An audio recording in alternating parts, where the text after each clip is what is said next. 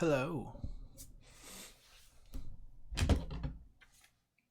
We are back. Continuing the Ace Attorney Chronicles.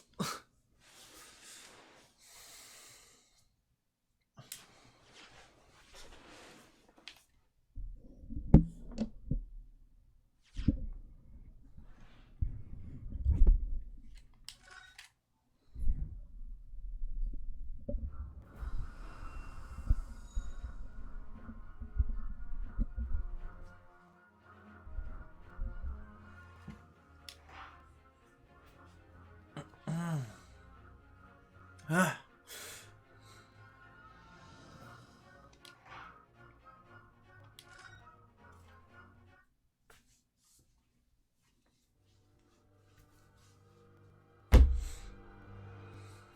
The Adventure of the Unbreakable Spectacled Band. In a corner of that small, dark room, Sholmes and I waited with bated breath. In time, there came from the ventilator a hiss and a soft, almost growl-like sound. Suddenly, Sholmes sprang into action, lashing Well, furiously with his cane. my favorite drink You see it is a slushy from Sonic. I raised my dark lantern shutter, and the room slowly came into view. Sholmes Beer's was staring eh. intently at one particular corner when he started whispering to me. The victim's most perplexing final words. Depending on which one you drink, some of them taste like dirt. I believe this is the terrible corner to which you referred. In front of us was an enormous adder, its fangs bared as it threatened to strike. It truly was the most terrible speckled band I had ever seen.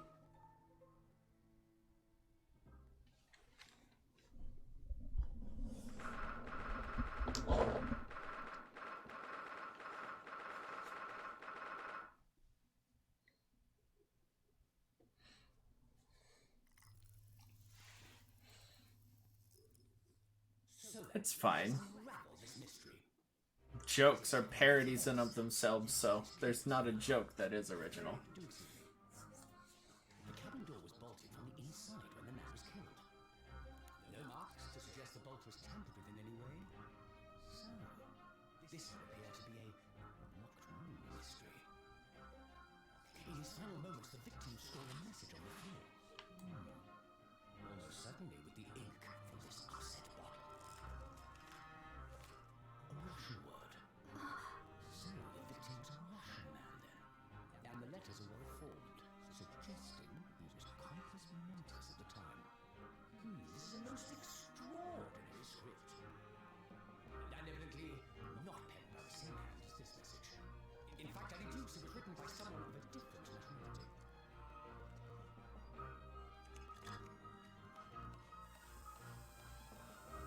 This paper seal was placed just prior to the incident by the victim himself, I would venture. Well, what have we here? Who are you? And what do you think you're doing here? No one must touch before maritime police come. We must wait! That won't be necessary. You see, in less than 5 seconds from now, I will reveal the killer to you. Don't be absurd. This is murder, and it can be locked from inside. Ah yes, the locked room. That mystery is paper thin. You don't mean the culprit is in there? Who are you, and where have you come from? I'm a great British consultant detective, the only one in the world. Sherlock Holmes. I presume... Herlock Sholmes. That's one way to get around copyright.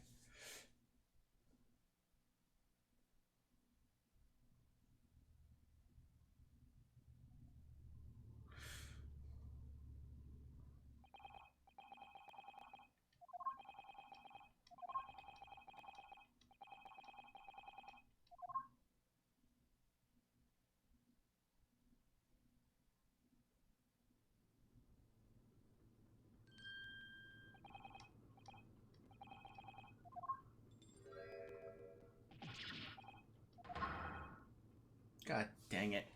Why are we the criminal? Or at least the accused again?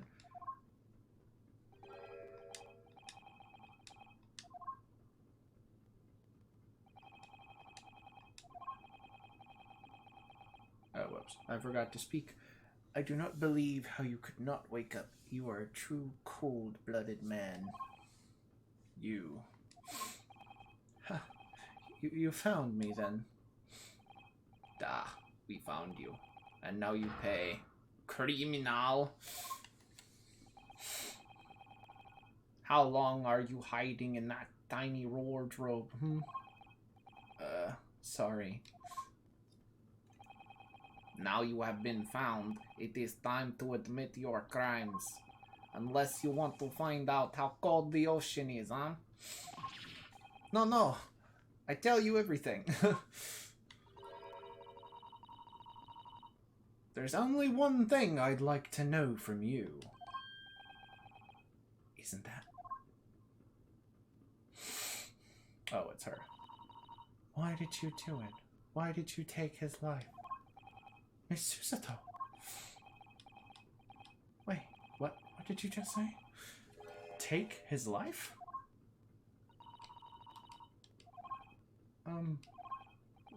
Where is he? Where's Kazuma? Oh no. Oh no. What? What? Ha! You pretend to not know? You are wolf in sheep's pelt. You are the killer. Do not try to make excuses. What? Kazuma-sama's body was discovered not long ago. No way! I liked him though. So we see him in chapter 1, and then he's suddenly dead in the next chapter. Are you kidding me? Here, in this very cabin that was bolted shut from the inside. His body? Please, do not try to tell us you were doing this terrible thing in your sleep. Kazuma's dead? But he can't be. And these handcuffs. Surely you don't think I have to know. Why did you take Kazuma-sama's life? Answer me, please! No. No!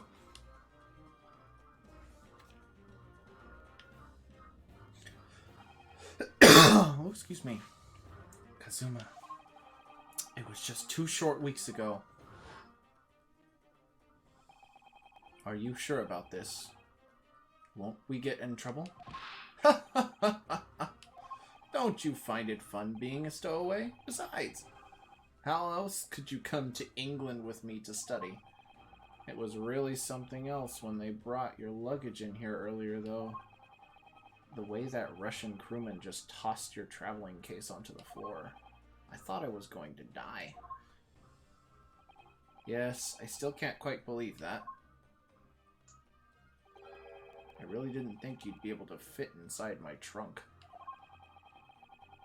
You must be even less of a man than you look. He threw me in the trunk? Hey, honestly, I thought I'd broken every bone in my body. Well, it's about 50 days until we dock into Great Britain. But if you confine yourself to my cabin here, I don't expect anyone will discover you. Ugh, I hope not. I get the feeling those Russians wouldn't be very forgiving of a stowaway. They're a sturdy bunch, that's for sure. What I want to know is, why do we need to keep it a secret from the young lady? From our faithful judicial assistant Miko Toba, you mean? From your close friend, more to the point. Surely we could confide in her, couldn't we? I don't believe she'd give me away. No, but if she knew what we'd done, that would make her guilty by association. It's best that only you and I know about this. I suppose so.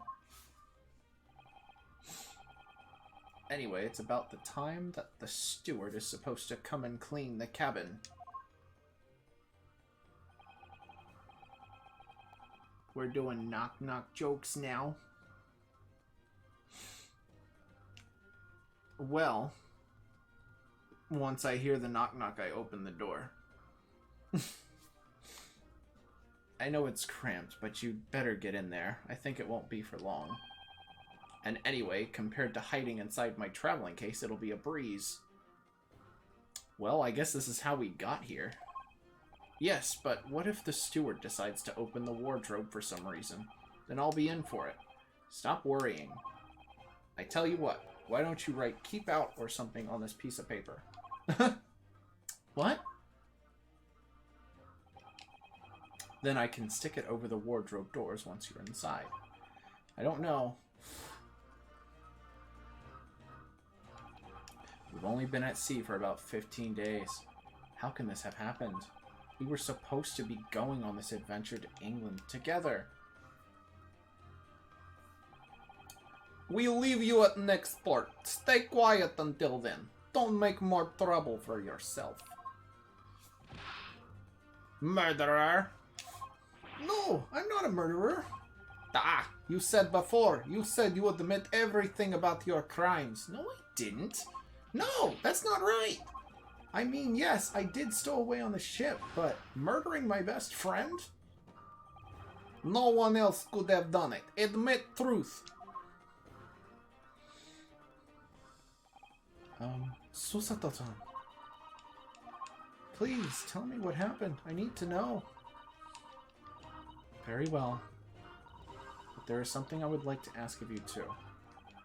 Those eyes. She looks like she's ready to destroy me. This nightmare is getting worse by the minute. I suppose all I can try to do is find out what really happened. He really has been killed, hasn't he? This isn't just a bad dream? And these handcuffs. They think I did it? They think I'm Kazuma's killer? When they found him, the cabin was locked from the inside. What do you mean? There's no access to the cabin via porthole window. The bolt on the door can't be operated from outside. In other words, after the crime, the culprit couldn't have escaped these four walls. What? Or to put it another way, the culprit can only have been somebody inside this cabin. Or do you have some other explanation? This is impossible. How did he die then? What happened exactly? Are you still going to deny the charge even despite the circumstances?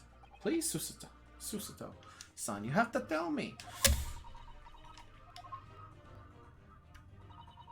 The cause of death is still undetermined.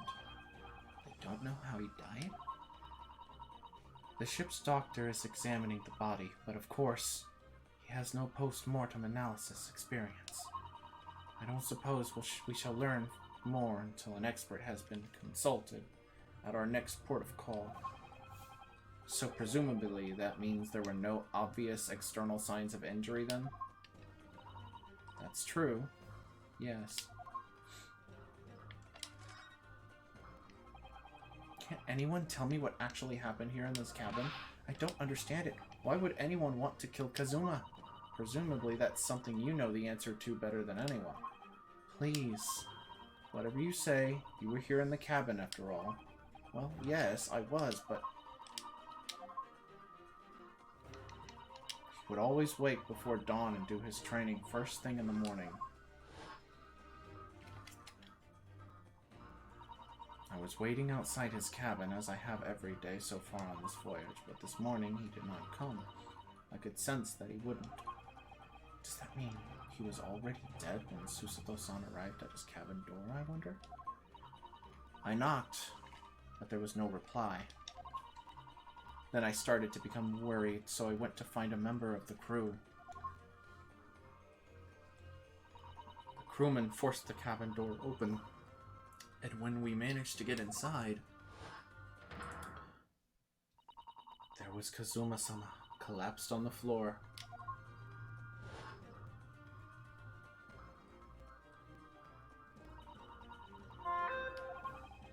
And the white tape there now shows exactly where he was found, I suppose. I had no idea anything had happened. I must have been asleep in the wardroom somehow. I wish it wasn't the case, but that's just very hard to believe. This is all very hard to believe for me too, trust me.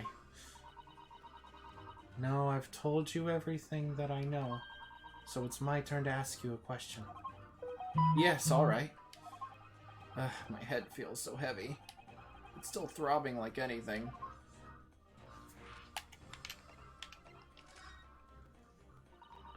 Why are you even on the board this ship, Maruhobo-san? You said something before about being a stowaway, didn't you? Oh, yeah. I'm afraid that's true. It's 2 weeks since we left Japan now, and I've been shut up in this cabin the entire time. I had no idea. But how could you have occupied Kazuma-sama's cabin for so long without him noticing? No. That would have been impossible, obviously. Yes, of course. Kazuma invited me. He wanted us to go to England together. He actually asked you? But why? I'm afraid I don't really know the reason myself. I don't understand. Kazuma, why do you want this? What's the real reason?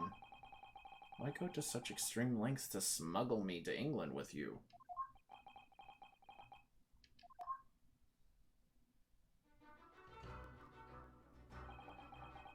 It's an idea that's been on my mind ever since the end of that incredible trial. I think I told you then, didn't I? That you ought to become a lawyer yourself. Well, yes, you did say that, but I didn't think you were serious. You have a talent for it. I can assure you of that.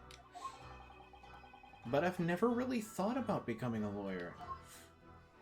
Well, that's something you can decide for yourself.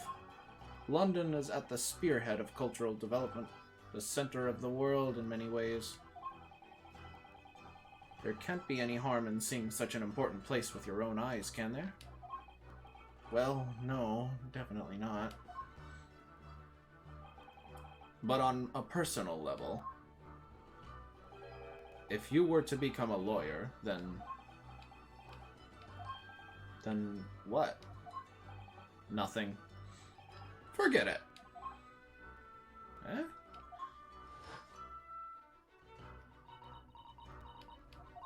Kazuma-sama he was always saying the same thing, that he wanted to change the Japanese legal system. Perhaps he thought that he could do that with you. Yes, maybe. But something's still bothering me a little. The look in his eyes then. It was darker than I've ever seen it before. Susato-san? I'm sorry that we kept it a secret from you, my stowing away on this ship, I mean. If I knew Kazuma-sama, I expect he was trying to protect me, to avoid me becoming guilty by association. That's exactly right, yes. Word perfect, in fact.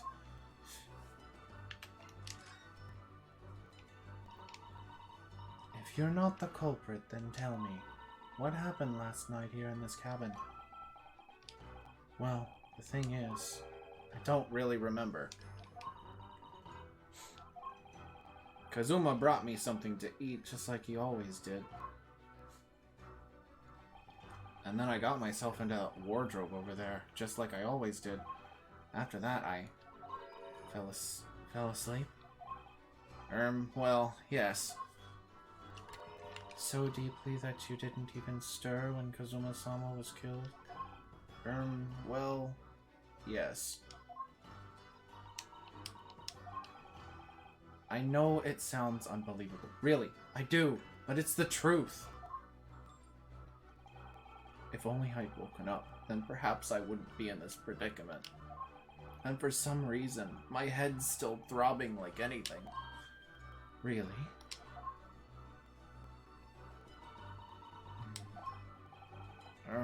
Is something wrong? Oh, no, it's... Please, forget it. Susato-san, you have to believe me. I didn't do it. I really don't want to doubt you. But the trouble is, there's no one else who could have possibly have done this. Ugh. A lock-roomed mystery case. Kazuma, I don't understand why. Why did this have to happen? And how did he die? Wasn't he carrying around a sword? Ugh. I can't take this. Don't try to go anywhere. You're the perpetrator of this crime. You can't leave. I can't allow that to happen. I'm sorry, but Kazuma was killed right under my nose here, and I didn't do anything to stop it. And now I'm supposed to just sit around, my hands tied, while whoever did this walks free? No, I can't allow that to happen.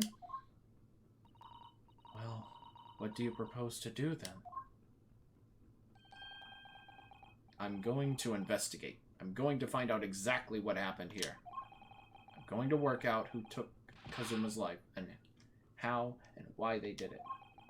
So, I'm sorry, but you're going to have to excuse me. Hiya!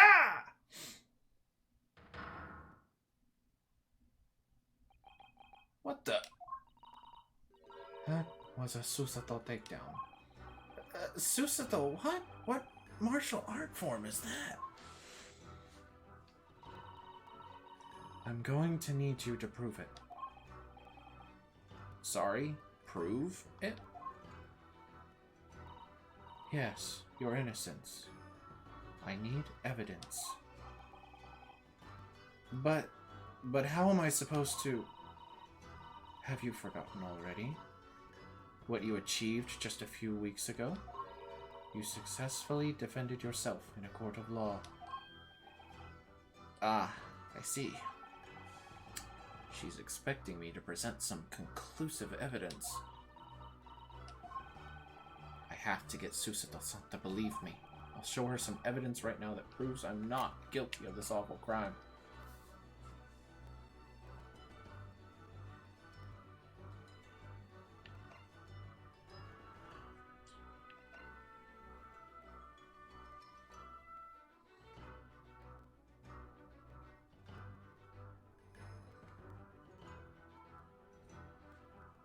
Well, I'm assuming it's this. Yes! Tell me, when I was discovered in the wardrobe before, was this piece of paper stuck over the doors? Oh, yes, it was. I remember clearly. I thought so. Kazuma always put it in place whenever I went to sleep there, just in case the cabin steward or another crew member decided to look inside. So naturally, he did the same last night as well. Ah! Yes, of course. The gentleman who discovered you peeled that sign from the wardrobe doors before he opened them. But if I were truly the culprit, I couldn't have climbed back inside the wardrobe and stuck this on the outside of the doors on my own. Yes, that's quite true. In other words, it's impossible that I killed Kazuma.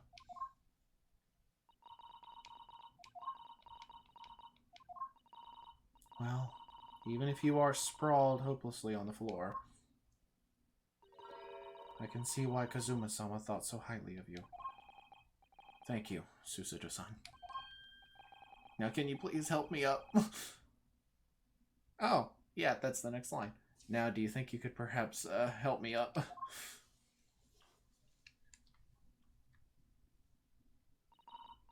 Well, in the light of that evidence, I don't see any reason why I should stop you from investigating in here, at least. Thank you. So you finally believe me? I'm sorry. No. What? I'm not sure yet. I can't rule out the possibility that you use some sort of conjuring trick to put that sign back into position.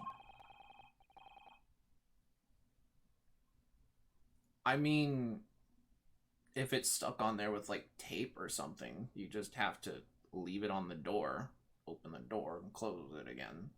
And then, boom, it's still on the door. So technically, that doesn't clear me of anything. What does she think I am, a magician? No, she's thinking practically. For now, I suggest you investigate as thoroughly as possible in here. I'll do the same. Alright, let's get to work, Susato-san. Please, don't misunderstand me. I still have my doubts. Oh. I shall be watching you to make sure you do nothing that might disturb the crime scene. I wouldn't want you using your conjuring tricks to destroy evidence, for example. Right. Well, anyway, I should make a start on the investigation in here. Examine everything that I can. Kazuma, I swear, I will avenge your death.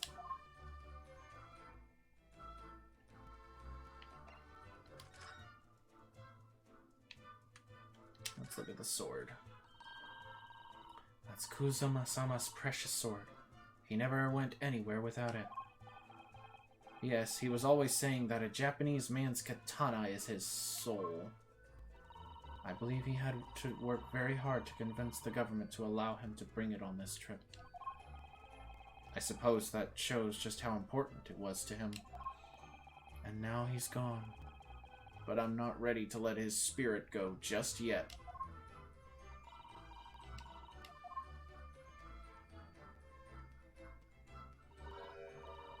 Oh dear, that won't do.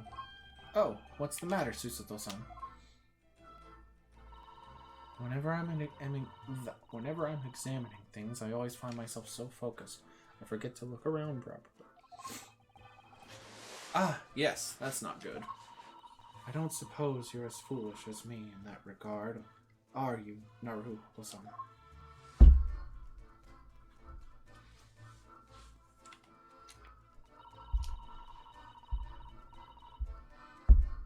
I'm sure you're careful to look all around using the left and right D-pad, aren't you?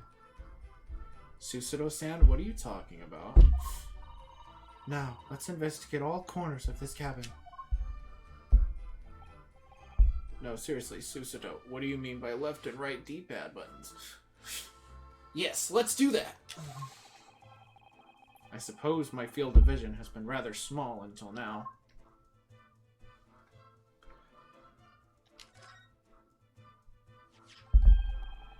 What do you think this is? It looks like a broken piece of glassware. Whatever the thing was, it appears to have broken clean in two. The glass is such a beautiful color. It looks like a cute little Nitsuki fastener from a kimono outfit. I'm not sure that sounds like Kazuma. He wouldn't have secretly carried a cute little trinket like this around with him, would he? And the mark beside it, what is it, I wonder? It has a sort of brick-like hue. Yes, you're right. It is the color of a brick, isn't it? Even though I don't see anything else of the same color anywhere else in the cabin.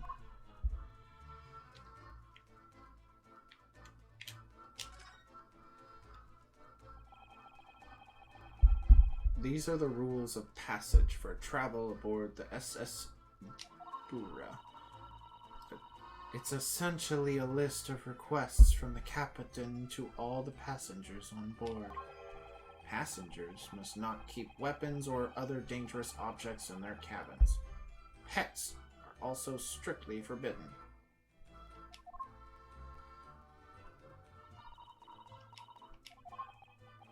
What? Why are you staring at me?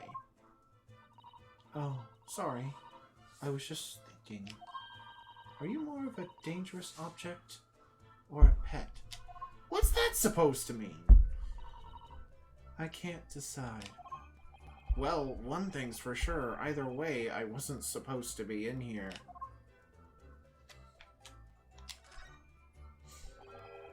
The books have fallen over on the shelf. Look! They've all toppled the same way. And what's this? A statue of some god of the sea? Although he's fallen over as well. Yes, it's almost as if the whole shelf has been ransacked and everything mowed down at once. I wonder if... perhaps it was Kazuma-sama doing his morning sword training, do you think? I seriously doubt it. Then perhaps... it was you, Naruto-san, in a fit of rage? I wouldn't have bothered leaving the wardrobe just to mess up a few books and a statue. Could the way these things have been thrown about have anything to do with the case, I wonder? Well, I'll just set everything straight again. I don't like to see a mess.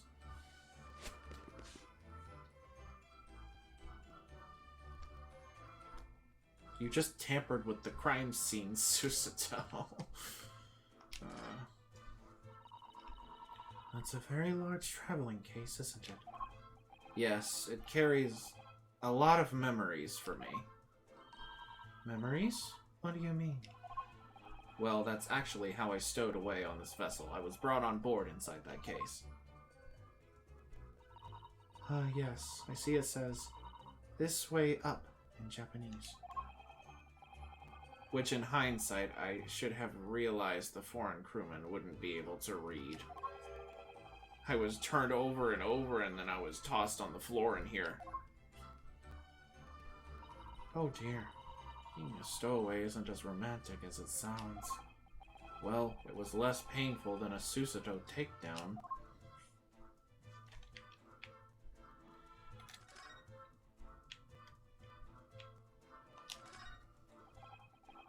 Did Kazuma write that before he died? It looks like it's written in ink. He must have knocked the ink pot from the desk when he collapsed on the floor. Then I suppose he wrote this message by dipping his finger in the spillage. I don't think that's Japanese. Poor Kazuma-sama. No doubt he was in terrible pain. It's almost unbearable to imagine. I suppose he was trying to leave some kind of clue in his final moments, was he? I'm sorry, partner, but I can't read your writing. That's because it's not his writing, obviously. Probably a Russian crew member did it, because that looks like a Russian to me. And I don't know Russian. So I don't know what that says, but that doesn't look like Japanese at all. I don't think that's Japanese, Naruto-san. What? Then what language is it? It pains me to admit it, but I don't know. It's Russian. You're on a Russian trade ship. It's not a foreign script I'm familiar with. What does it mean, I wonder?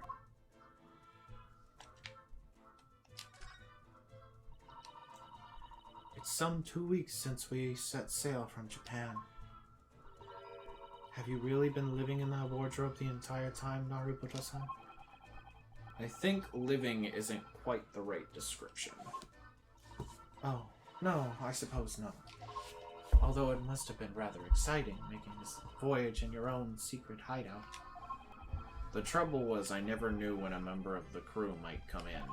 So yes, I did basically have to live in the wardrobe. And last night was no exception.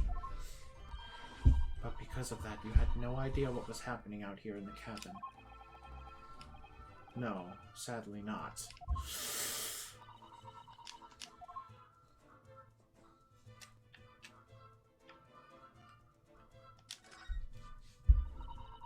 This is... yes.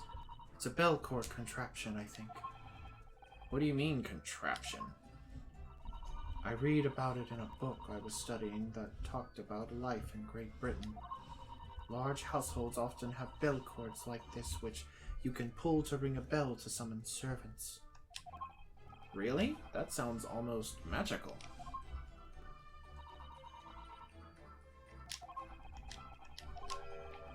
Shall we give it a little try? Yes! In the interests of culture... In the interests of cultural research, obviously.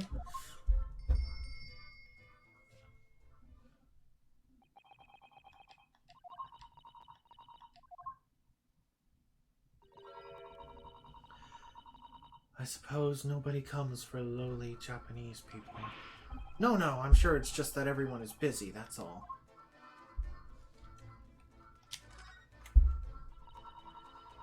I think that's some kind of opening for a ventilator. A hole through which fresh air can circulate into the cabin. Isn't that a little odd? What do you mean? Well, this ventilator, if that's what it is, looks like it must connect to the next door cabin. Yes, it would appear to. You're right. But if its purpose is to allow fresh air into the room, surely it should be connected to the outside. That's true. Perhaps it's so that rain and spray don't find their way in when the seas are rough, or something like that? I suppose. Maybe that's it. The killer got away in that. I'm already piecing together this case before we even go to trial. Just need to find who the killer is. This is where dear Kazuma-sama would have sat whenever he was writing. London Diary. Poor Kazuma. He didn't even make it to his destination. It looks as though the last entry is incomplete. Which means, what? He was in the middle of writing it when the incident happened. Let's see what it says. It could be a valuable clue. Hiya! That's out of the question. What? Kazuma-sama may have departed this world, but you must not read his private thoughts. But what if something's important in there? Something relevant to the case? Alright, I won't read it.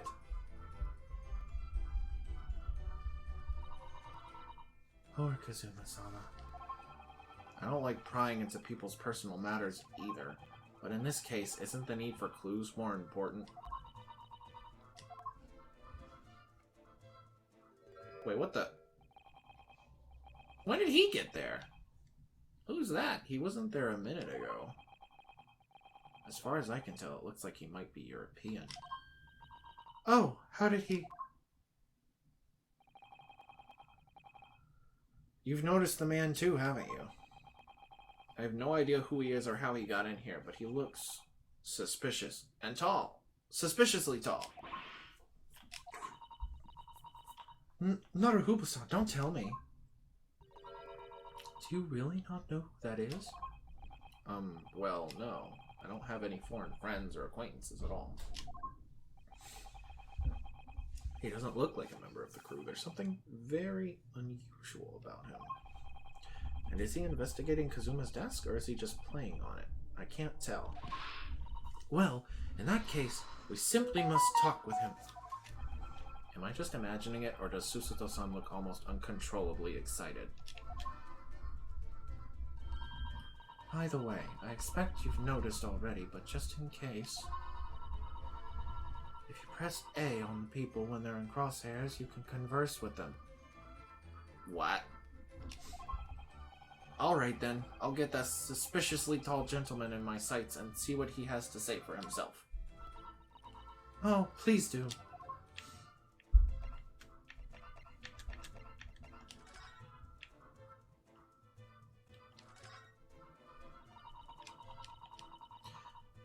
When I went for help, and the crewman forced the door open, this bolt had been firmly closed. It's quite a small bolt and not particularly sturdy, and it just slides across to secure the door shut. But still, with that door bolted, there would be no way to get in or out of the cabin, that's for sure. It's no wonder everyone suspects me. When she glares at me like that, I feel tense all up and down my spine.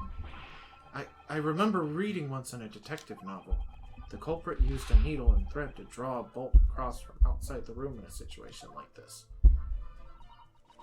Yes, that's a clever trick, isn't it? I'm an avid reader of detective stories myself, but the door of this cabin and its frame are made of metal, and they seal together perfectly. There would be no possibility of using that needle and thread trick here, I'm afraid. When she glares at me like that, I feel pins and needles all up and down my spine, again.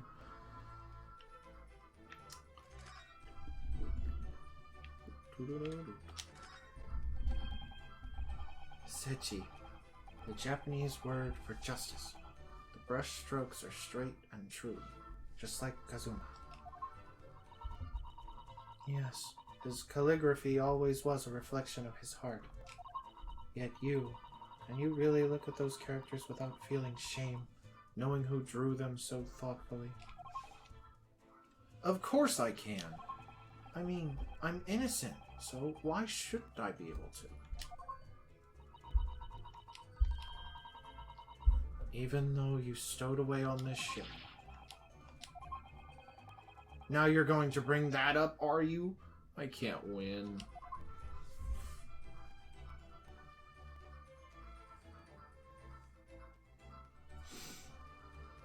What you doing, mute?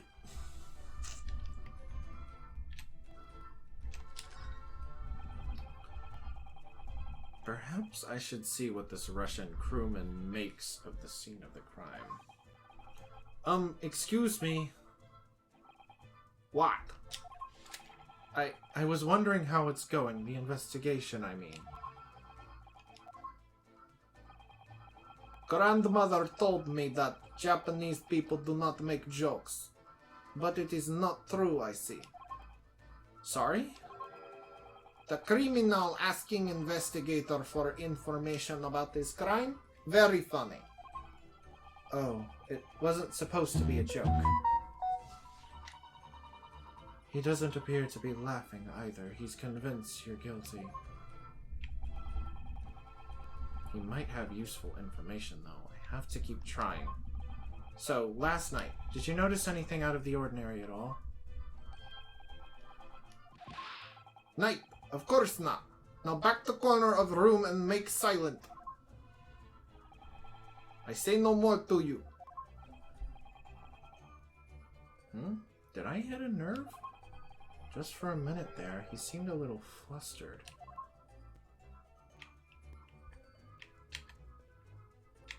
Why would the Russians kill a Japanese person?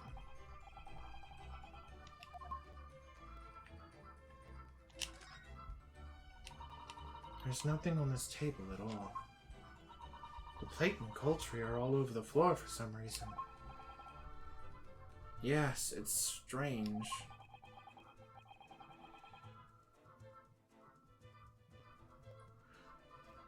Last night when I fell to sleep, I'm sure everything was still. No, wait a minute. What is it? That's funny. I can't seem to remember anything about what happened after dinner at all. So then perhaps you are responsible for what happened to Kazuma-sama. No, no, no.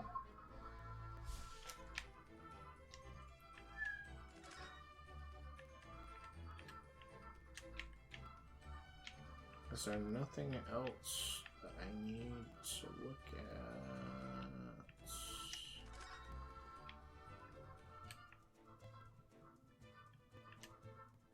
There you go.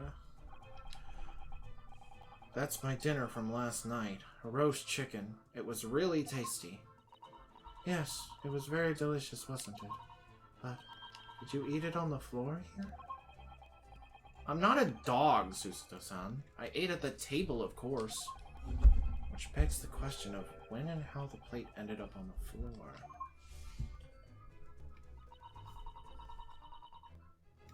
But Kazuma-sama didn't like chicken at all, did he? No, that's right, so he didn't touch it. Which meant all the more for me. Oh no! Does that mean... Poor Kazuma-sama spent his last night on Earth with an empty belly? It's just too horrible. Now I suddenly have a guilty conscience and an achy stomach. Okay, I think that's everything. I don't think there's any more for me to see. Let's talk to this dude. Excuse me. Excuse me? Do you have a moment? Shh. This is a critical point in my investigation.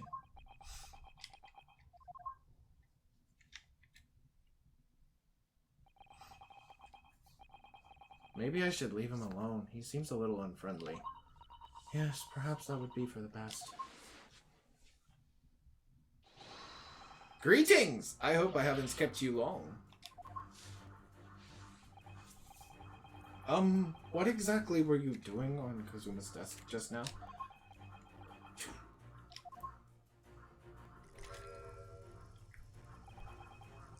Ah, I see. Fascinating.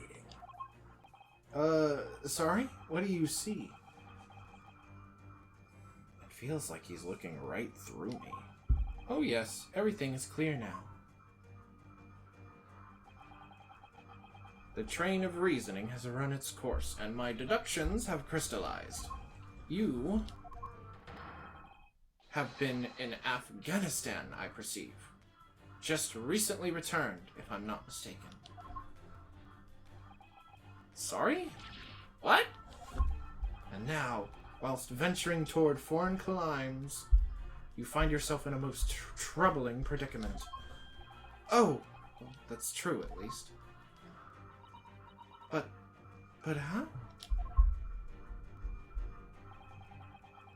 How the deuce did I know that, perhaps? It was really a most elementary deduction, hardly worth explaining. Have you perhaps managed to deduce anything else?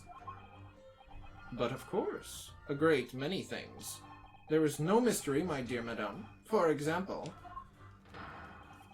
you have fled your native land of Russia, being, as you are, merciless revolutionary.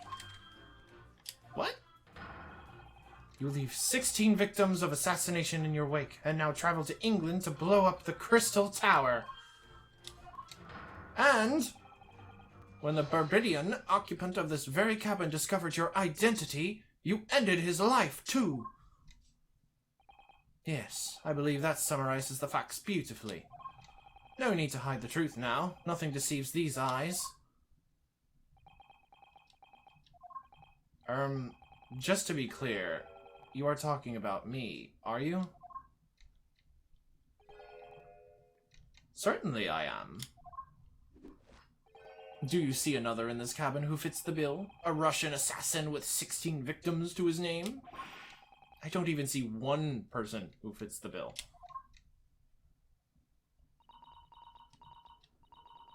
So it's true. It was you who did this to Kazuma-sama. What? How could you believe him? He thinks I'm Russian. You know I'm Japanese. At least my character is. What? And you're plotting a revolution, too. It's shameful behavior, Naruto-san. Absolutely wicked. No, listen, there's no way I... Hiya!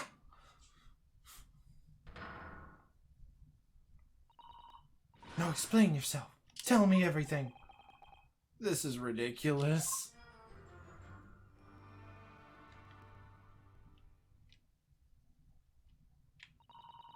How could you do it? For pity's sake, open your eyes. I'm not a Russian revolutionary, obviously. Oh, forgive me. And as for you, what kind of deduction was that? You were just saying the first thing that came into your head. Ah, but I was not right. Whilst venturing toward foreign climes, you do find yourself in a most troubling predicament, do you not? Well, yes, maybe. Ha! There you have it, you see? What do you make of that? Well, to be honest, this ship is en route to England, and I'm in handcuffs at the scene of a murder. So, I'm not really sure you could call it deduction. It's more plain observation. Indeed. An observation, my dear boy, is the basis of all deduction. My method is founded upon observation of trifles, you see. I announce my findings with brassy certitude. And more often than not, I'm right. Ha! I don't think you're introduced yourself. Ah, my apologies. How remiss of me. I am none other than the greatest detective of the century, known to man and woman the world over. I'm inimitable. Sherlock Sholmes. So, it's really you? The actual Sherlock Sholmes? The very same. The inimitable, actual Sherlock Sholmes. Do you know this man, Susato-san? The most famous detective in the world, Marubuta-san? Of course I do. There's nobody who hasn't heard of him. What planet have I been living on, then? We must ask him what he's deduced. He will have worked out the entire case already, I'm sure. Really? Why do I feel uneasy about this?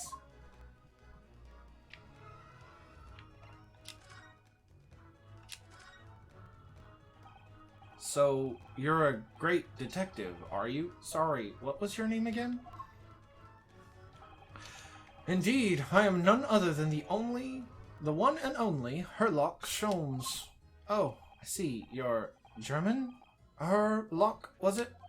No, I have no I have hair. Please call me Sholmes. You can read all about my exploits in this exciting London publication. Oh yes, Randst magazine, full of wonderful stories and interesting articles from Great Britain. I never miss an issue. I have it sent from England especially. Yes, here it is. The Adventures of Sherlock Sholmes. So, you're the protagonist in a series of short stories, then? Indeed I am. And you've read so many of your own stories, you've started to think you really are a detective? Make no mistake, I'm not the poor, deluded fellow you take me for. Your inference is backward. My trusty biographer records my greatest detecting achievements and chronicles them in the magazine. You have a biographer, do you? Doesn't everyone? Mine goes by the name of Dr. Wilson, presently keeping shop in London. Dr. Wilson? I must say, thanks to that publication, I've been fantastically busy as of late. Why, this very moment I'm returning from Asia, having solved the mystery of a cursed royal crown. Really? I can't work out whether I should take this man seriously or not. Deduction, you see, is to me a science. Logical reasoning in its purest form. A science? Really? The astute observer notices even the most subtle of reactions in his subject. A furtive glance with a switch of muscle, a slight inclination of the posture, fingernails, arms, sleeves, furrows in the skin, all these things are data. Right. And the trained logician makes deductions from his data in the blink of an eye. The ultimate conclusion is, without fail, the truth. As I demonstrated only a few short moments ago. How can he look me in the eye and claim that? So you see, I have a turn both for observation and for deduction. And fame.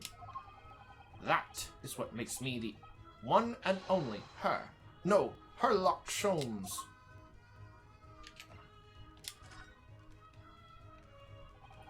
Have you managed to deduce anything about this particular case yet?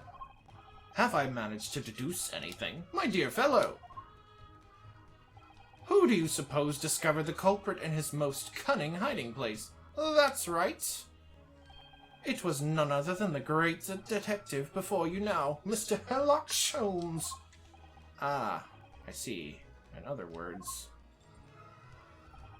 I'm in these now because of him. When I became anxious about Kazuma-sama this morning, I summoned all of the crew members to force the cabin door open. And I concealed myself among their number, gaining entry to the scene of the crime. Yes, luckily for everyone, the great detective Sherlock Holmes was on board. And the handcuffs seem to be an excellent fit, Mr. Naruto. How did he know my name? The very moment I laid eyes on the scene, 2 facts were immediately apparent to me. Oh, really? 2 facts, you say?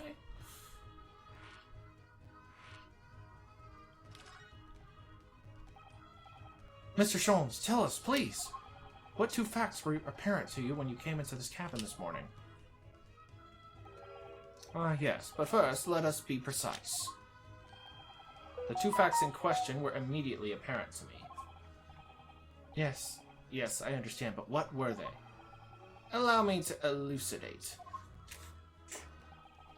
The 2 facts that I deduced from a mere momentary glance at the scene of the crime were as follows. Number 1, the cabin was locked from within, rendering escape of the culprit out of the question. Number 2, the victim was Russian and killed following a dispute with an acquaintance. Hold on, Mr. Sholmes, what makes you think the victim was Russian? Observe the dying message left by the victim on the floor. That is the Russian word for wardrobe. Do you really think Kazuma-sama could have left a dying message in Russian? In their final moments, many find their native tongue filling their head. For this young man, Russian. Kazuma was Russian, was he? Initially, I considered Garderob may be the name of the killer.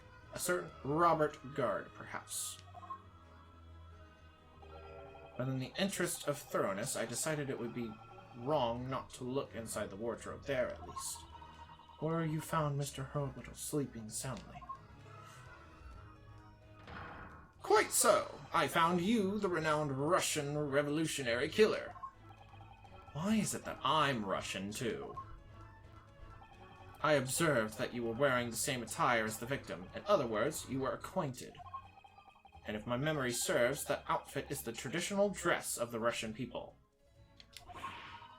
Our school uniforms are the traditional dress of the Russian people? I had no idea. And I had no idea a detective could get something so wrong. I took a photograph of the victim and the message, that I might analyze it for possible hidden details.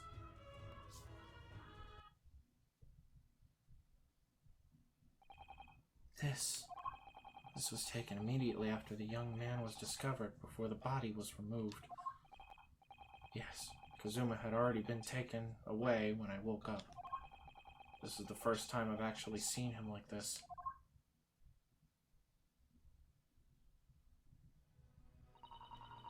Are you alright, Mr. Naruto? Oh, yes, thank you.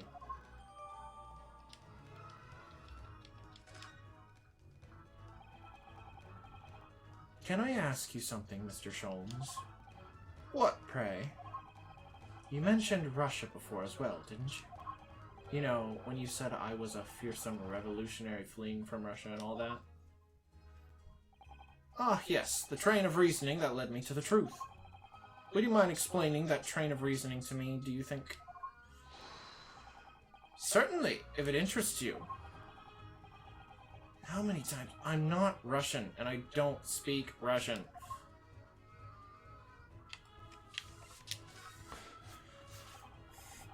Can we talk about your deduction before? The things you concluded about me, I mean. Ah, the now famously accurate, troubling predicament you find yourself in? Actually, it was the other details that I was more hoping to discuss. You know, the merciless Russian revolutionary and assassin of 16 part. Ah, yes, the more sordid details. It was a fairly commonplace deduction. Here we have this morning's paper. The main headline reads, Revolutionary villain Bolshevik flees Russia via Shanghai. This vessel made a port call at Shanghai yesterday, and last night the young Russian was murdered. Since when was Kazuma a Russian? It sounds like Mr. Sholmes has concluded he was Russian because of what Kazuma-sama wrote on the floor. It was a simple act of reasoning to realize that the culprit of this crime was the same merciless revolutionary. One who would kill the very man who helped him to escape after his true identity was discovered. Yes, you, Violin Bolshevik. No, no, no, how could it be me? I don't look anything like this man, just look at his face. Well, you are a fearsome revolutionary after all. Therefore, you have no doubt learnt to revolutionize your appearance as well. Ugh, please. And I might add, your name does not appear on the ship's passenger list. Need I say more? Well, that's because I'm a stowaway. What about the other details? The 16 victims of assassination and blowing up the Crystal Tower? Ah, yes. The journalist clearly interviewed the man and printed all the particulars in the article. The deeds this man has perpetrated thus far and those he is plotting. Yes, everything about this revolutionary Bolshevik is included. There can be no mistake. Do revolutionaries usually agree to interviews with newspaper reporters, I wonder? And what about the part where you said I was just returning from Afghanistan? Also quite clearly stated here in the article. Bolshevik is recently returned after a period of subversive activities in a war-torn region from Afghanistan. Where even is it anyway? This Afghanistan place. Here, take the paper for yourself, as a memento of this great deduction. Oh, thank you. I've absorbed all that is of interest to me within its pages, but I see no rubbish bin nearby.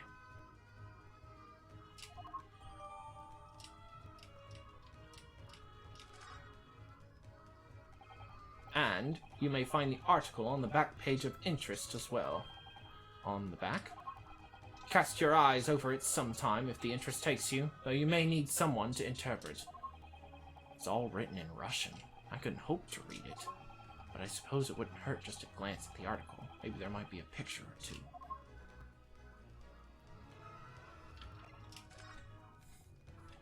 Before we started talking, you were examining Kazuma's desk, weren't you? Kazuma? Ah, yes, the victim. Did you notice anything useful? Anything at all? Observe for a moment the desktop of the victim.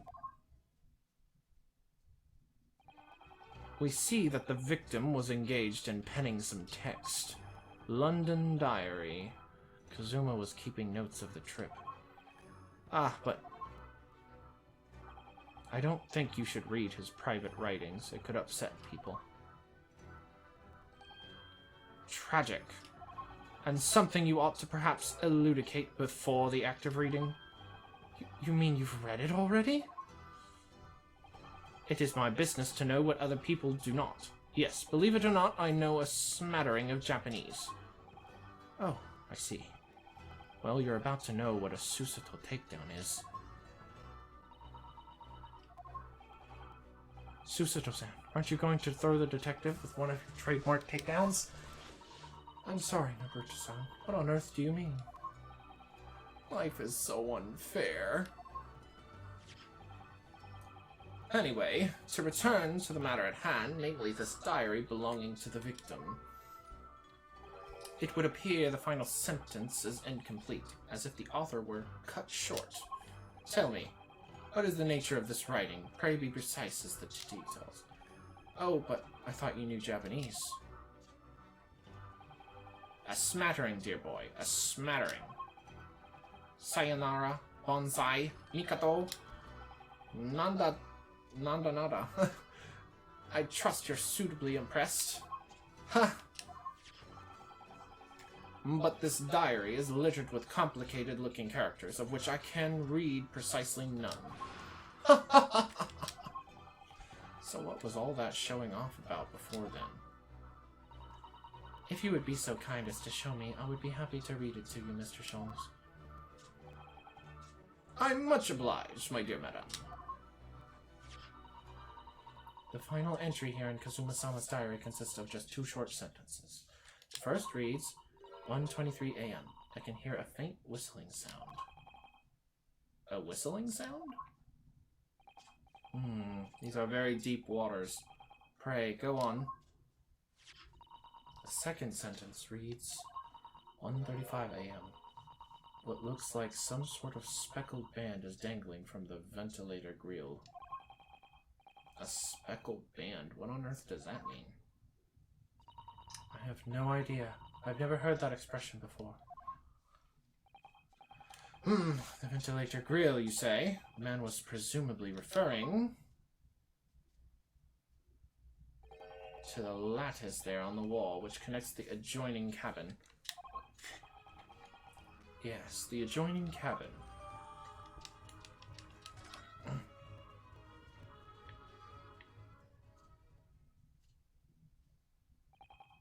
So, I believe I've given you enough to consider for the time being, at least. Do you have somewhere to go? As it happens, the victim's writings in his diary have piqued my interest. The matter warrants further investigation, I believe. And if I am still too long, the seasickness takes hold. Oh, I suppose.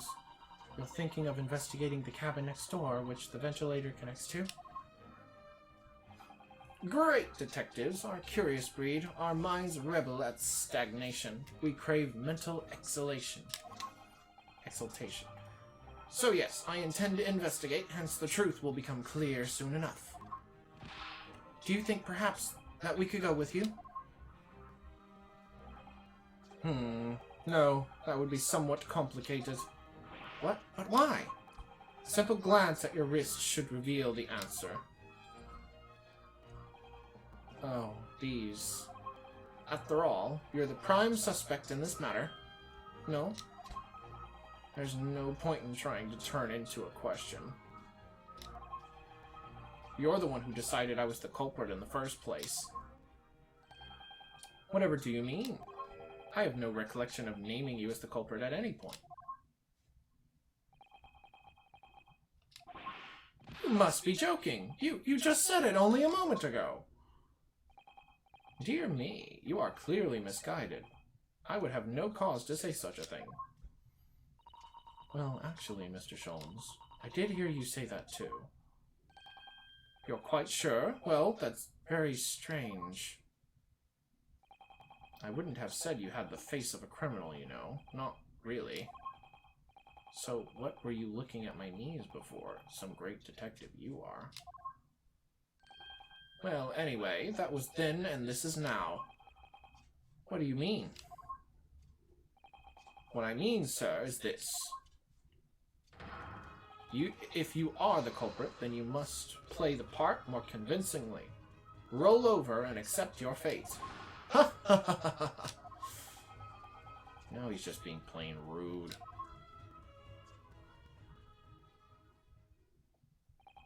And off he goes, having just laughed in my face.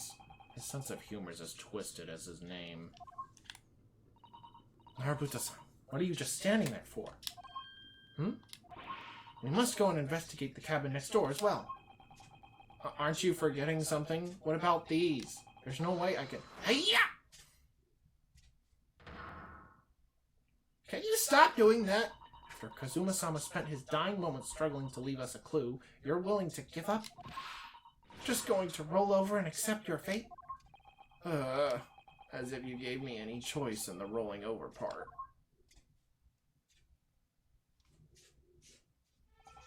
I think we still have some investigation to finish off in here first, don't we?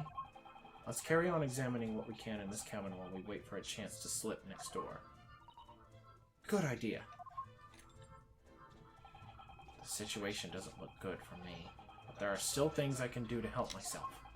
and I owe it to Kazuma to do everything I can to find a way out of this, and bring the real culprit to justice. Is that something wrong, or something? Oh no, it's just that crewman's standing by the door. I can't help but feeling like I've seen him somewhere before.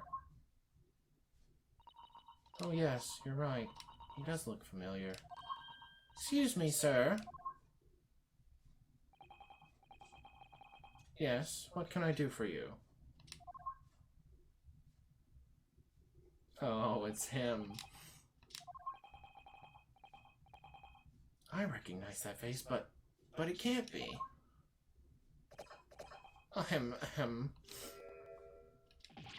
It is! I didn't know you were here, Inspector Hasanaga.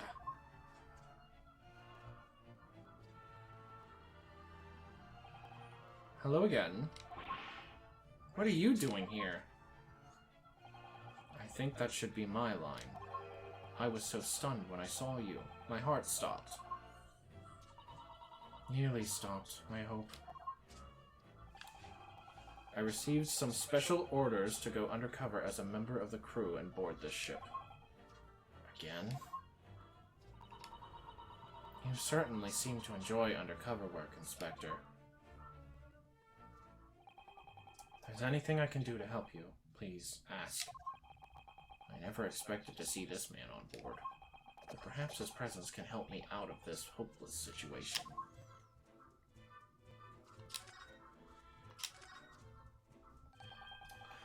So what are your special orders this time, Inspector?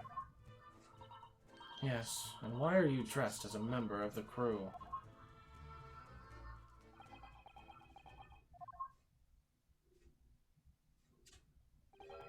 I'm so sorry. This is all my fault. I take full responsibility. For what? My orders were to act as Asogai-san's bodyguard. It was Minister of Justice Jigoko who pushed for this overseas study tour to go ahead. And he entrusted me with ensuring that Asogai-san reached Great Britain without being assassinated. Assassinated? How could that even have been a possibility? I'm not sure, but these are complicated times. There are tensions between the world's greatest powers. Minister Jigoko said we should be prepared for all eventualities. This is incredible. I don't believe it. Kazuma-sama was assassinated? Obviously, we couldn't give Asogai-san a visible security escort. Which is why I'm undercover now, posing as one of the crew. I see. And I didn't take my eyes off him the entire time we've been on board, from morning until night, every day. But I never imagined it would happen here, inside his own cabin, not here on the first-class deck. I failed miserably at my own assignment. Asogai-san is dead as a result. I'm a disgrace. All I can do is humbly apologize. Inspector. So if there's anything at all that I can do to help now, just say the word. We're doing what we can to investigate Kazuma's death ourselves. I thought you might be. You didn't do it, did you? You're not the killer? Of course not! We'd really like to investigate the cabin next door. Yes. So we need to be allowed out of this cabin. Sorry. What? You've been deemed a risk to the ship's safety. If you move to even touch the handle of the cabin door, that stormy-looking seaman over there would surely snap your neck in two. I suppose I'm not just a stowaway now. They think I'm a murderer as well. Would it be possible to give me something to work with, do you think? I'm going to need something persuasive. What do you mean? If I had solid reason why the next-door cabin should be investigated, for example. I'd do everything I could to persuade the captain to allow it, really. I'd lay my life on the line if I had to. But I don't see how. There may be a way. What? Really? Think of how you tried to persuade me of your innocence, Naruto-san. By presenting me with a piece of evidence that you already had in your possession. Evidence? It's just the same as when you were in court. You must have done it many times during your trial. Simply select the present panel and choose some evidence that Inspector Hasanaga could use. So, evidence that would give us a valid reason to investigate the next door cabin, is it? Alright, yes, I think I might know what we can use. Let's see if I can present the detective with the evidence he needs to persuade the captain.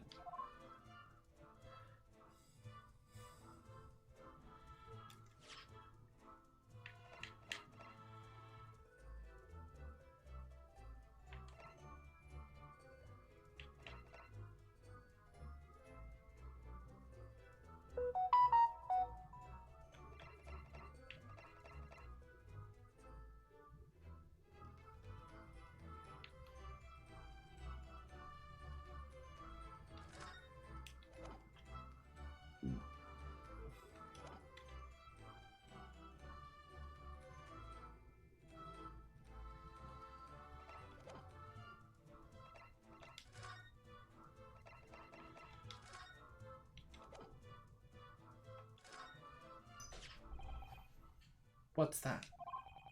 It's Kazuma's diary. Just before he died, Kazuma-sama wrote something rather strange in his diary. Strange? In what way? Oh! He wrote, what looks like some kind of speckled band is dangling from the ventilator grill. A speckled band? That is strange. Yes, we're still trying to work out what he meant by that, but we'd like to know is... Don't tell me the ventilator, is it? You're very astute, Inspector. That ventilator clearly joins to the next door cabin. That's right. So if we could investigate in there, we might be able to work out what the speckled band was.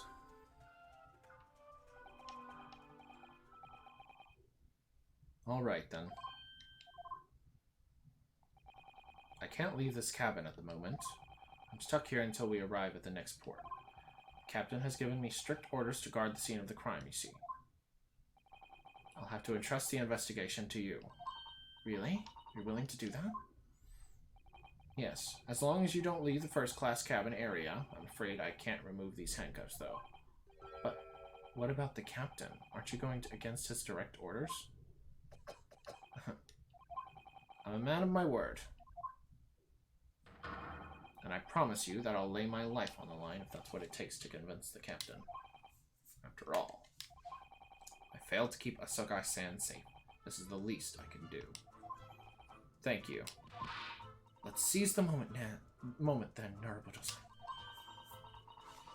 Just select move, and we can leave this cabin at last. Move. Alright, let's see what we can find out.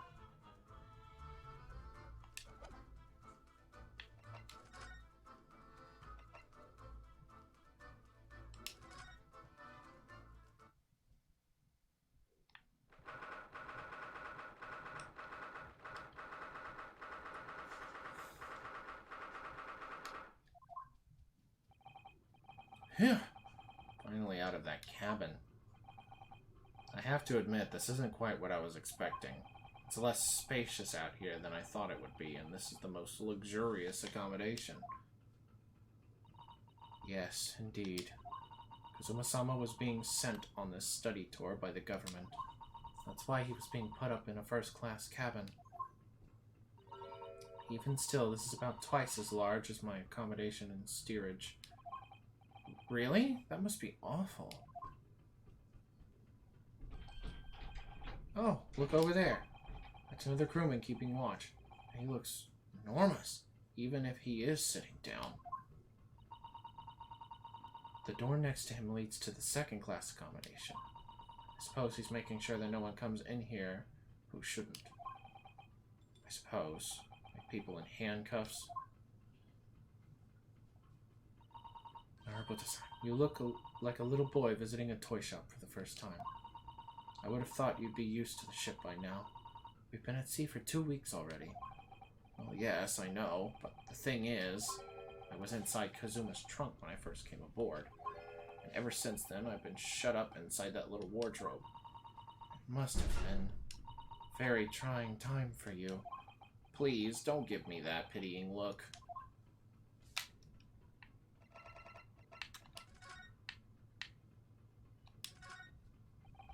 This looks like a plan of the SS Buria. It shows each deck. Look. The Buria is a large-scale steamship with a triple-skinned hull. What a marvel. What a marvel of engineering. Well, it's been playing on my mind for a while now, actually, but how is it that such a huge lump of metal doesn't just sink to the bottom of the ocean? Oh, that's really quite simple, Naruto-san. It is? Well, consider the Japanese archipelago. The islands of Japan? Yes, they're not metal, but they are enormous lumps of earth, many, many times larger than this ship. And they don't sink, do they? They've been floating happily on the seas since the gods created them. Well, I suppose so. That's a huge book on top of that table there, and there's a pen next to it. Yes, it looks like the ship's log. Shall we have a little look through it?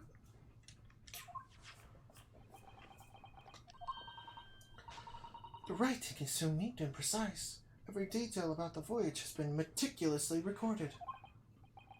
You wouldn't expect a rough and ready sailor to have such beautiful handwriting. And nothing. No reaction at all. I thought he might appreciate the compliment. I'm not so sure that rough and ready is much of a compliment, Naruto-san, even to a sailor. Anyway, last night's log is mostly blank. Presumably that means there was nothing to report.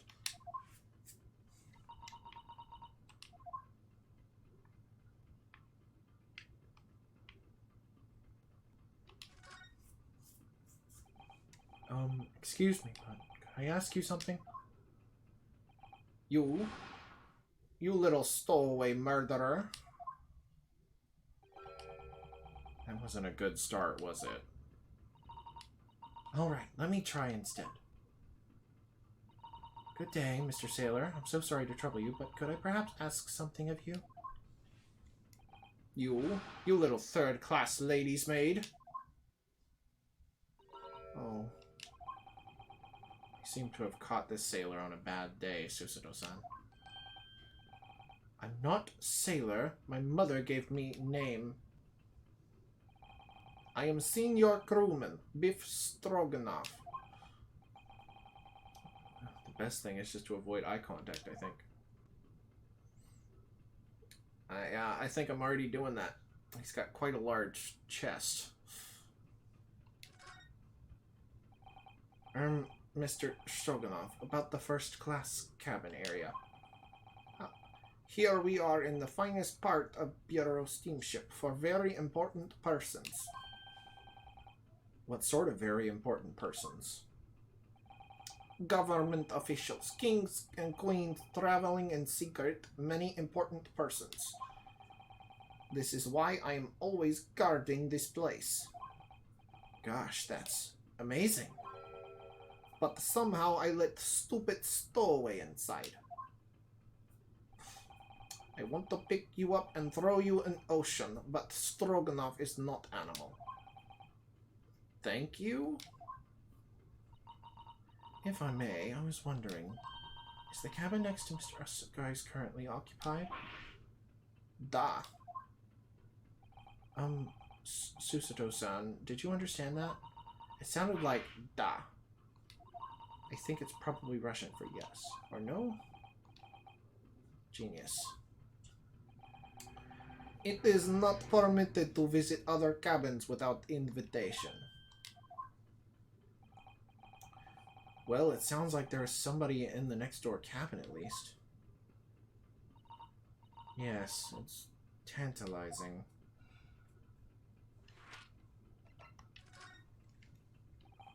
Are you on watch here all the time, Seaman Stroganoff? Da, all the time. So criminals like you cannot come in or get out. I wonder, could you tell us anything about last night at all? It is sad about student boy. Were you on watch last night as well? Of course. And did you notice anything at the time? Anything unusual? Hi! Susato-san? Did you understand that? It was clearly a no. I saw nothing unusual. Nothing at all. And you didn't hear any strange noises or sense anything was wrong in some way? I said no! Sorry! Not so sure. I could have sworn that he wouldn't catch my eye for a moment there.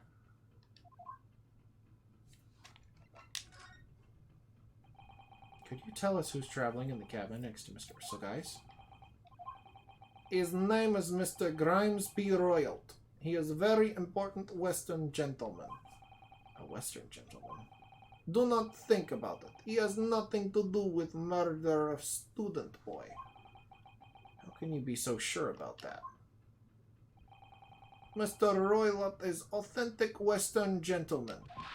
Such a man would have no interest in lowly student from insignificant Far East Islands. That was harsh. Could you tell us when Mr. Royalt came aboard? That is not your business. Come to think of it, even though we've been at sea for 2 weeks now, I've been in Kazuma's cabin the entire time. I've never once heard anything from the next door cabin, or even felt like there's anyone there. Well, presumably, since this gentleman's occupying one of the first-class cabins, he must be rather important, is that right? That is not your business. All these Russians are extremely suspicious, because it's clearly pointing that they're trying to avoid some of the questions. This is enough. I cannot say more now. Oh. It is time for me to report to Captain. You must return to cabin. Yes, alright. Bulkhead to second class area is staying locked at all times. You escape when the lobster whistles on top of the mountain, or as English say, when the pigs fly. Yes, I understand. Good. Now we can investigate this area properly, shall we? Definitely.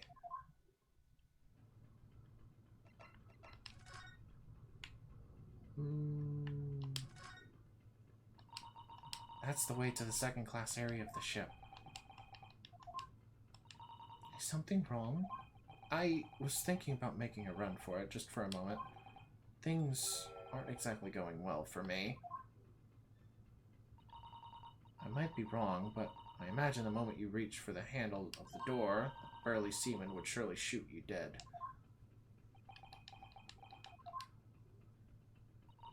Oh dear, I'm sorry. Perhaps I went a little too far there. No, I started it with my talk of running away.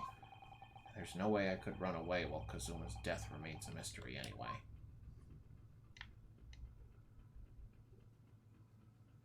Anything else?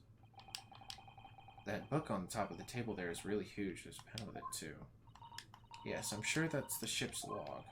Shall we have a little look through it? Okay, I've already read this, but why didn't it check?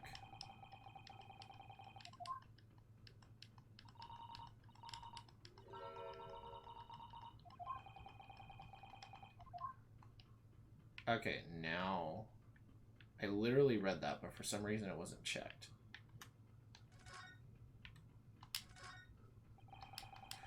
What do you think this is? It's a very pleasing shape, isn't it? That's the emergency alarm. It's probably best not to touch it.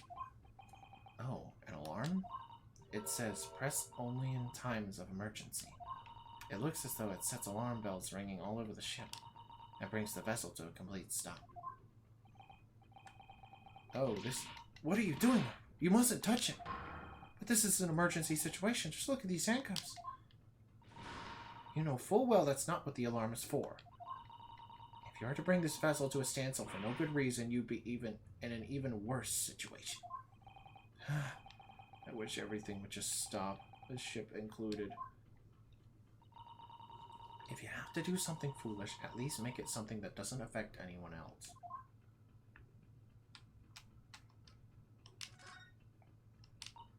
Ah, a trap for catching mice.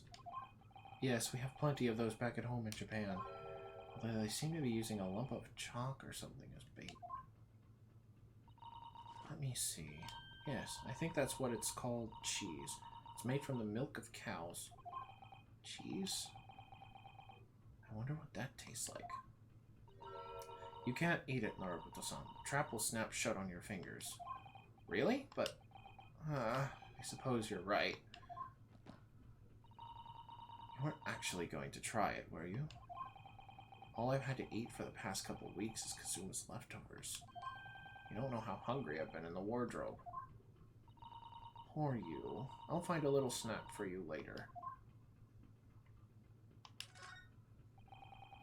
First class cabin number 1. Yes, that's our cabin. Not our cabin, it's Kazuma-sama's. Sorry? Your accommodation is confined to the wardrobe inside the cabin. You know how to make a stowaway feel small, don't you? As small as the wardrobe I've been calling home. These cabins are the finest on the ship. My own cabin is steerage is number 539, by the way. 500 and... How many cabins are there?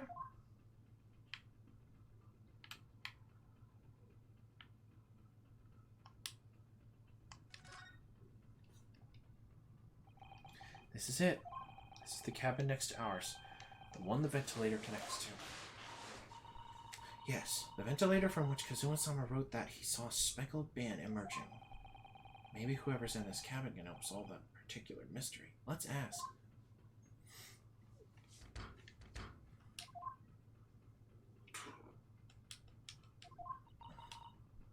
No answer. We're out of luck, it seems. There's no one in there to help with our inquiries. How annoying. Ah! What was that? It came from inside the cabin. Such a high-pitched scream. It must have been a woman. Stand aside. I'm about to break that door down. Mr. Sholmes! I shan't be stopped. When the fitch is on me, I revel in kicking doors off their hinges. Please, wait, Mr. Sholmes. The door doesn't appear to be bolted. It doesn't? Then how the deuce can I dispatch this muscular urge? What, pray, can I kick? I think we should go in. There's no time to think about stress relief.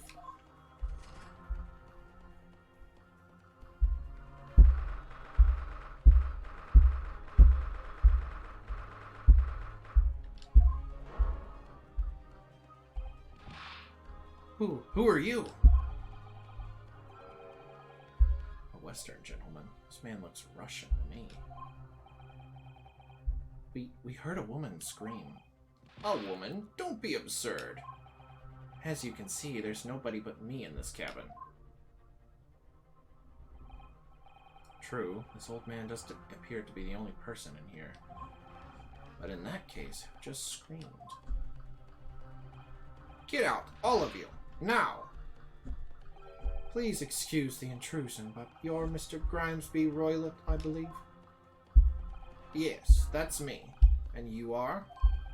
I'm the one and only, the actual Herlock Sholmes. You've heard of me, no doubt. No. I'm a great detective among great detectives, one who adorns the covers of popular magazines, no less. So I assure you, you must trust me completely. The man uses that magazine like a business card. A detective? I do not trust detectives. We distinctly heard a scream emanating from within these walls.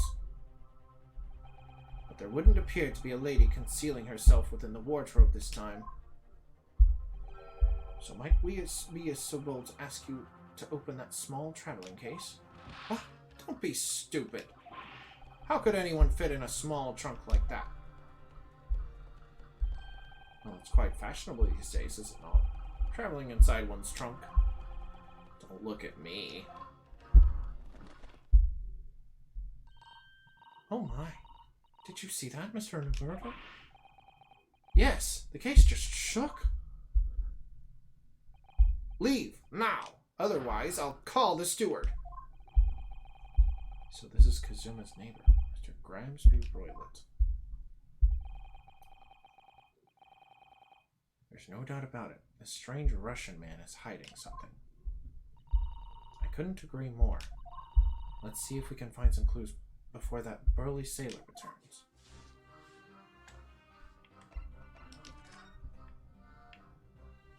What are you doing, Sholmes?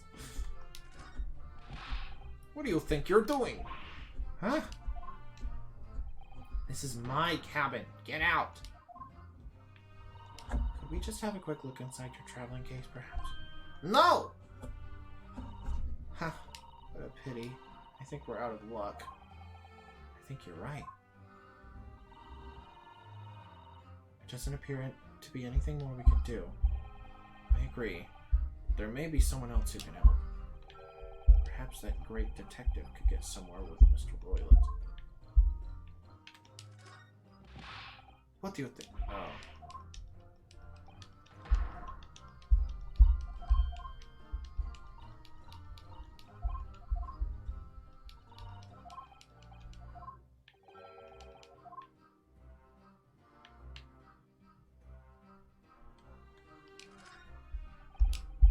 Do you have a moment, please, Mr. Sholmes?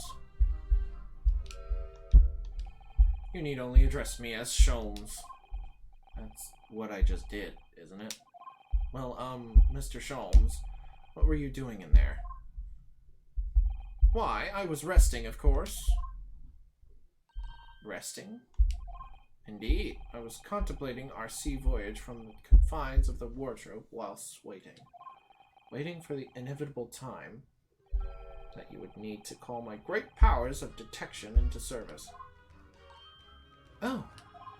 And it would seem that the hour's upon us now. Time has come. Am I mistaken? Well, no, actually. You're spot on, for once. Observe closely. Our Russian host in this cabin, Mr. Roylott, is clearly trying to hide something. Do you know what is the most effective weapon to use against a Russian hiding a secret? Why? The truth, of course. Though it should be pointed out that such methods are not exclusively for the Russians. Right. Can you imagine how the Russian will react when the secret he guards so closely is exposed? Would you like to witness it? Oh yes, please. Well then, what you are about to see may well astound you. For I am about to apply my great detective's greatly admired great deduction to the case.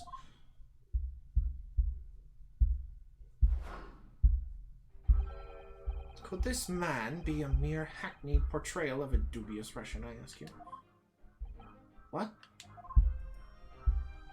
From time to time it occurs to me, is the fellow dubious on account of his Russianese, or Russian on account of his dubiousness? I really don't think either of those things should be occurring to you, or anyone. That's right, and Mr. Sholmes, I know this man's beard and dark glasses are hard to ignore, especially in a first meeting, but I once read, it is a capital mistake to theorize before you have all the evidence. It biases the judgment. I must have complete silence.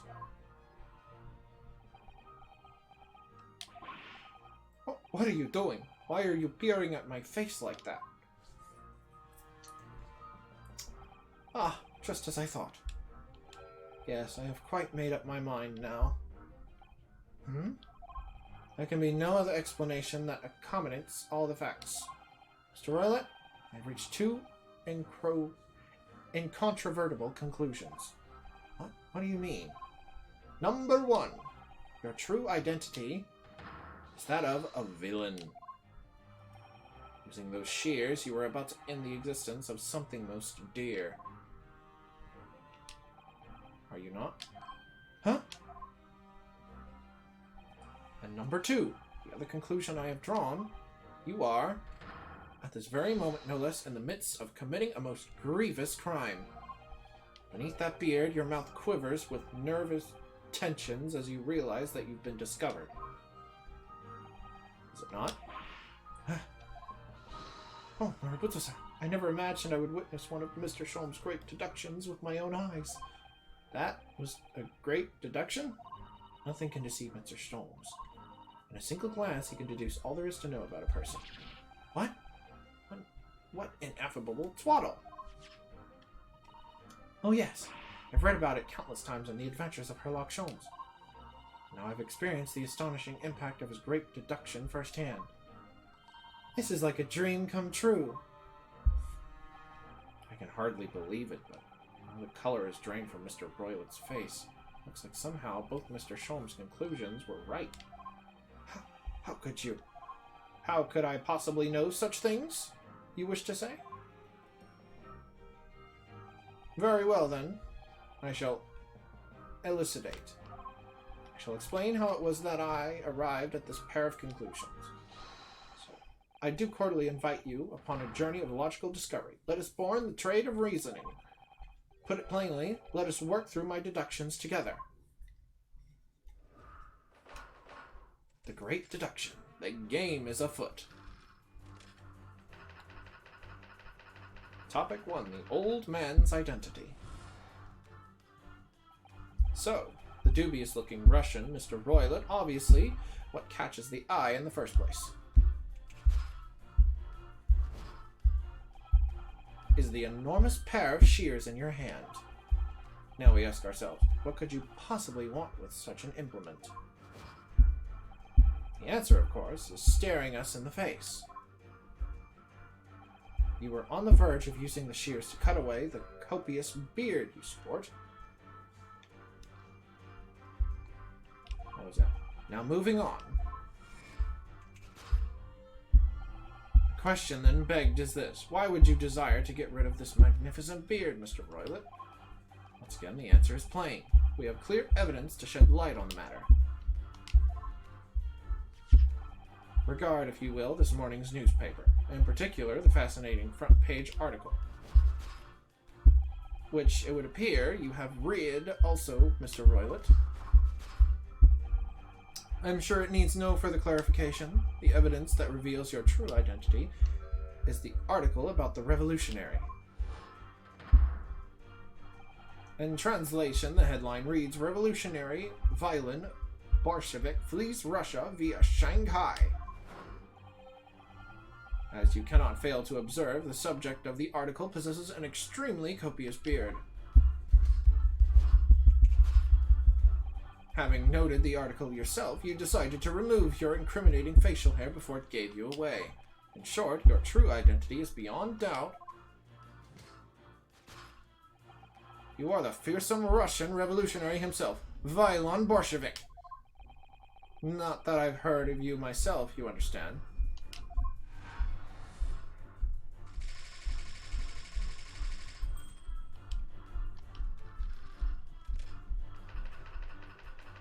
Topic 2. Wrongdoing.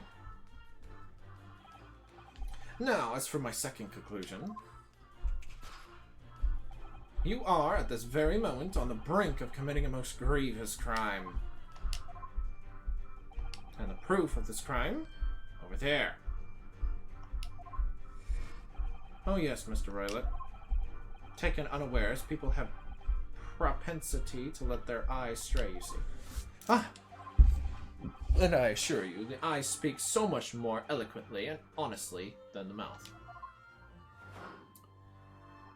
The answer we seek lies where the furtive glance falls. The proof of your crime sits before our very eyes. Yes, that traveling case. It is time, I think, that the case be opened and its contents laid bare. No, I refuse. What could you possibly be concealing inside, we ask? By my estimation, a young lady, perhaps? One slight enough to fit therein? Don't be absurd. And what, pray, would be the identity of this young lady in the traveling case? Dear me, we are not well suited to a life of crime, are we? Your careless coup d'oeil betrays you. Once again, we need only follow your furtive glance to find the answer. Yes, the reason you refuse to open your traveling case can be equally found in the pages of this newspaper. For there is another most stimulating article. If we turn from the fleeing revolutionary to the back page, renowned prima ballerina of the Novabich ballet disappears from Shanghai. Such a headline can lead us to but one conclusion. Your crime is that of an abduction. And according to the article, the young lady's name is Nikolina Pavlova. Kidnapping of a young ballerina.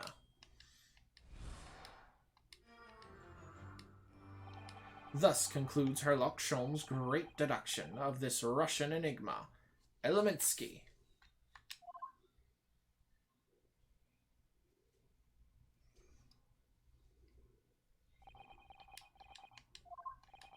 Susato-san? That was one of the great deductions I've been hearing so much about, was it? Well, stories are full of Mr. Sholmes' brilliant deductions, you know. But that did seem a little different somehow. Excuse me, Mr. Sholmes, could you come over here a moment? Pray, what can I do for you? It's about your deductions. Would you mind? Not at all. Go on. Well, to start with, there's the newspaper article. I think we had the same discussion before, but these two men look nothing like each other. Oh, yes, I recall our discussion earlier, and at the time, I believe I told you that the man is a revolutionary. Will be able to revolutionize his own appearance. In fairness to Mr. Sholmes, Mr. Roylott does look more like this man than you do. That's not the point. And another thing, that part about him abducting the ballerina, indeed, a truly startling revelation. At first glance, the case would appear too small to accommodate a young woman. Not just at first glance, it is too small. Clearly. You'd be lucky to fit a 5-year-old child into that case, even if you were pushed really hard. I don't suppose the missing ballerina is a 5-year-old child, is she? You mean you don't know? No, the young lady is 15. No, I didn't know. How could I? Well, if she's 15, then 10 years worth of her would be poking out from that case. Some years ago, I read something pertinent, I believe.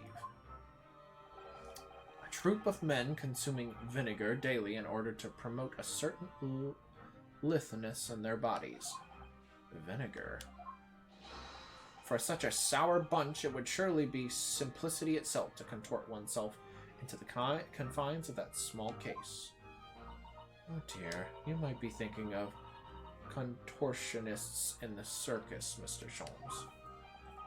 This whole thing is turning into a circus. Mr. Naruto, something occurred to me about Mr. Sholmes' deductions just now. I think his powers of observation are, well, magical. His eyes cut to the heart of the matter almost instantly. It's just where he directs his attention and his logic that seems a little off. Your idea of a little may be a little off itself, Susato. It's just one or two keywords in his deductions that seem to let him down. So I was wondering if we might perhaps tactfully switch them for alternatives. What do you think? Switch some keywords in his deductions? Yes, but very tactfully. I feel sure if we could do that, we'd unlock the true genius of Mr. Sholm's great deduction. Precisely the thought that I was going through my own mind. This man is a lot of work. At times, I wonder how anyone puts up with me. It's not that funny. And you, my good fellow. Sorry? Take a moment to look at your wrists. My wrists? Ah! What? Where are your handcuffs? Huh? Well, how did... I felt they may hinder your ability to follow me on our dance of deduction. I don't believe it. Mr. Sholmes, you are a marvel. And don't worry, I shall restore the shackles to your wrist when we are finished. I'm not worried. In fact, I'd rather stay like this. So, let us begin. Herlock Sholmes is proud to present his logic and reasoning spectacular.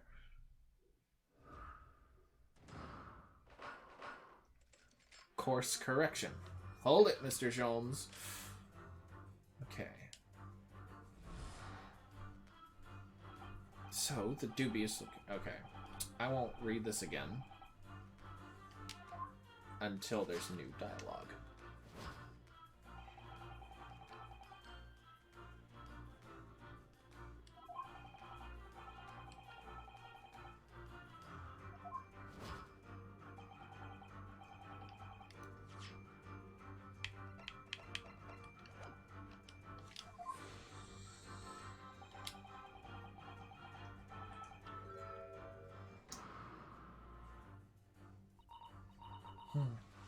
I'm not sure. Would you really use shears like that to cut off a beard? I doubt that's something I'll ever have to worry about. It doesn't quite sit right with me, though.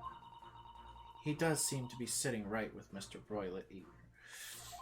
Which means, I suppose, that the deduction is wrong. Let's try to switch a keyword here, and see if it helps the matter.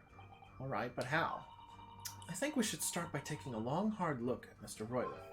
I wonder if it's really his beard that he intends to use those shears on. Exactly.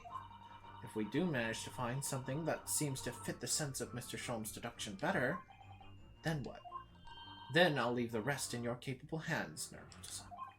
Why am I the one to do something about this? Well, anyway, let's see if there's anything we can do to switch around in that last sentence. What exactly was Mr. Broylet going to use those enormous shears for?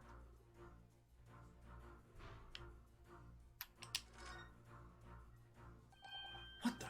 What's this? It looks like a cascade of stunning golden locks. No, the color is not the point. The point is, what's it doing on the back of Mr. Broylet's head? And how is it growing out from underneath his thick black hair? Oh yes, that's true. So it's stunningly beautiful and stunningly surprising. Excuse me. Something's definitely not right here.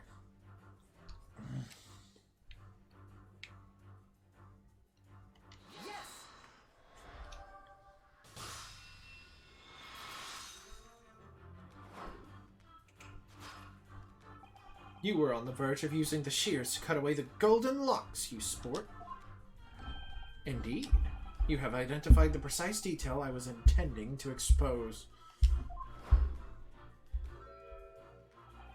Such lush golden hair certainly does not befit an old man. You're not a man at all. You're a woman. And judging from the length and sheen of your hair, one still very much in her youth. Oh no. If only I had managed to cut off my hair, no one would have suspected.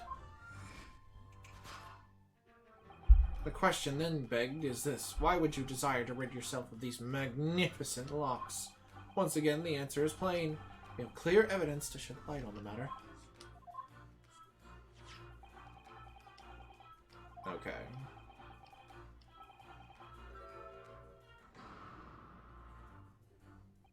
Well, that was a shock. I had no idea that old man was really a young woman in disguise, did you? What? Why are you staring at me like that? Yes, it was a surprise, Naruto-san. You're enjoying this, aren't you? Sorry? You look like you're in your element as you dance around the room deducing the facts, Mr. Schultz. I'm just doing what we agreed. I'm not having fun or anything. This is strictly business. Yes, I understand. Say no more. Well, anyway, let's focus on the next part of Mr. Schultz's deduction, shall we? The evidence that he's picked out doesn't fit the facts at all now. No, that's true, given that Mr. Royal is actually a woman. Exactly. He, or rather she, can't possibly be this merciless revolutionary. Suppose it's because the deduction as a whole has taken a different direction now. Yes. Let's switch the evidence for something else. Something that fits the facts as we now understand them. For some reason, this woman needed to try to hide her true identity. I feel as though I've either read or heard about a young woman in a situation like that recently. Alright, I'll do my best.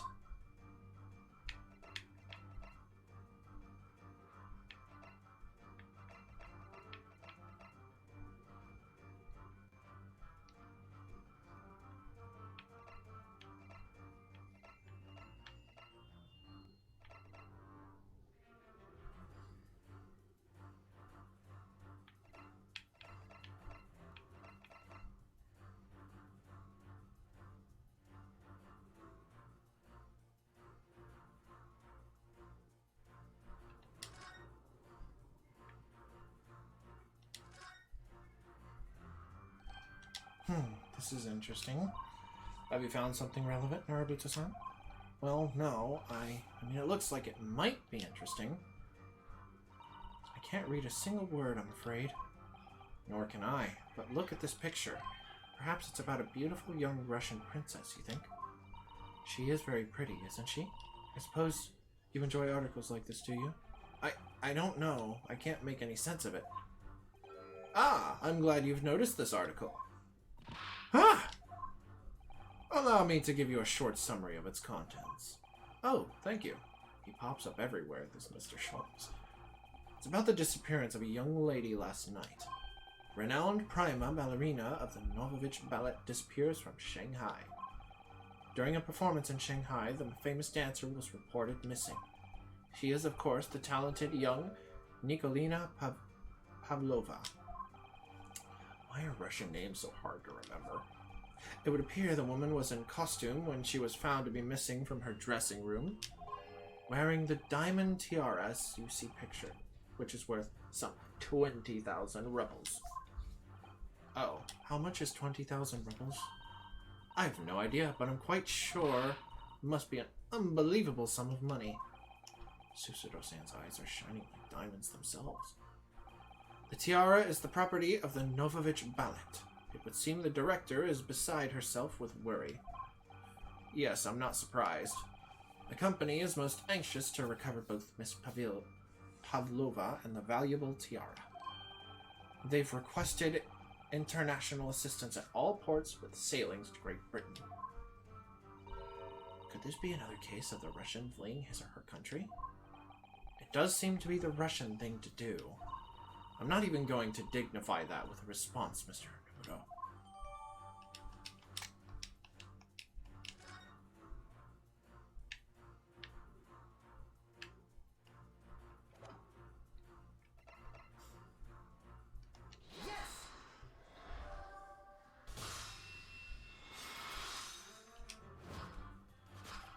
The evidence that reveals your true identity is, of course, the article about the ballerina. That's right. You've hit the nail on the head. Renowned prima ballerina of the Novovich Ballet disappears from Shanghai. It would appear we are finally able to address you by your true name. Yes, because your true identity is that of the Novovich Ballet's prima ballerina, Miss Nikolina Pavlova. Ah!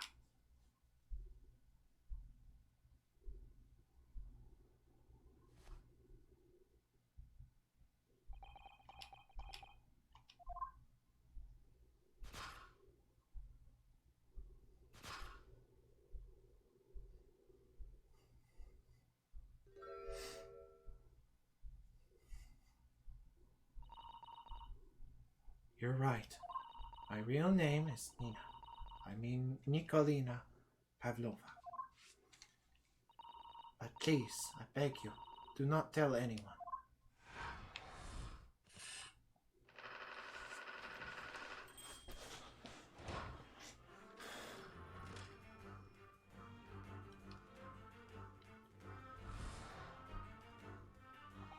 Now, as for my second conclusion,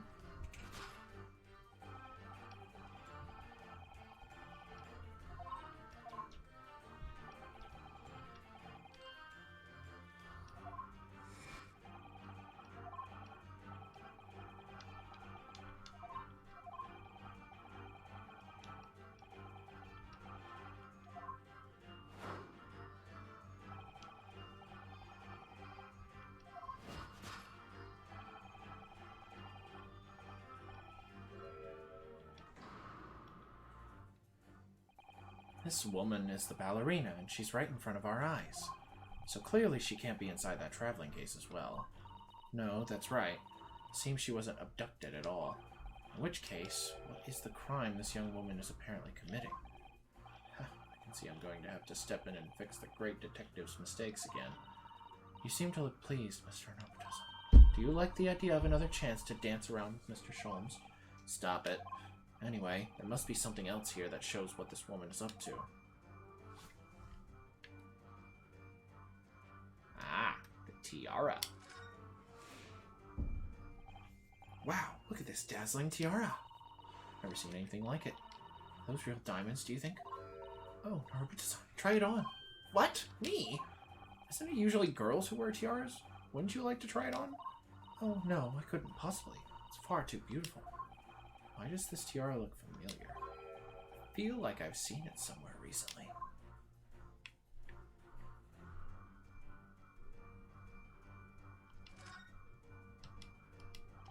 It's a very small case, isn't it? You can see instantly that no person could possibly fit inside there. So does that tell us that Miss Pavila's telling glance in this direction was focused on something else? That's true, though. It doesn't make sense. What do you mean? Well, if there's nothing incriminating inside this case, why did she refuse to let us look inside? Yes, I wonder why. Perhaps she has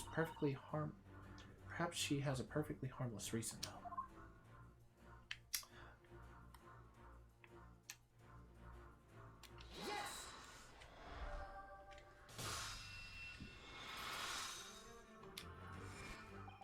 The proof of your crime is surely this tiara. What? I believe this tiara is worn on stage by dancers in the Novovich ballet, is it not? Indeed, it would appear to be identical to the tiara pictured here in this newspaper article. And if the reporting is to be believed, it is an item worth 20,000 rubles. In summary, the crime you have committed is theft. Oh no. Yes, you left your ballet troupe unlawfully, taking their precious tiara with you. Ah!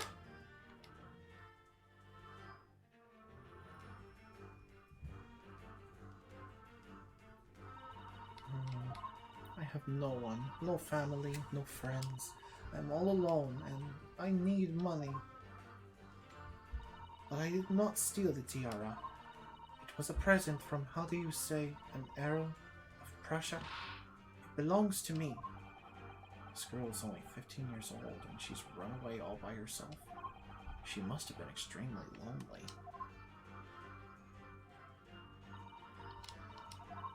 Alright, I will tell you everything.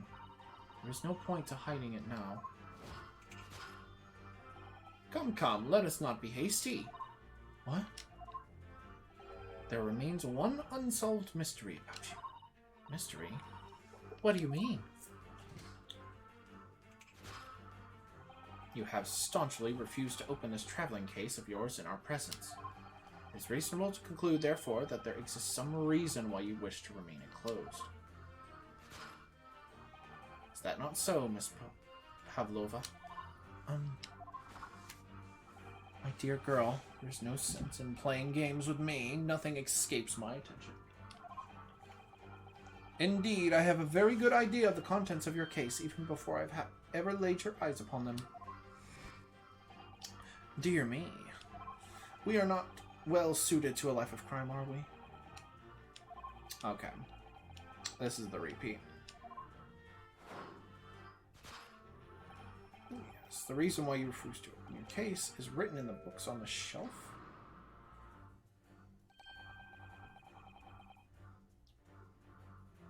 He's completely changed tack with his deductions now. I think Mr. Sholmes is adapting his logic to the changing circumstances, don't you? Maybe.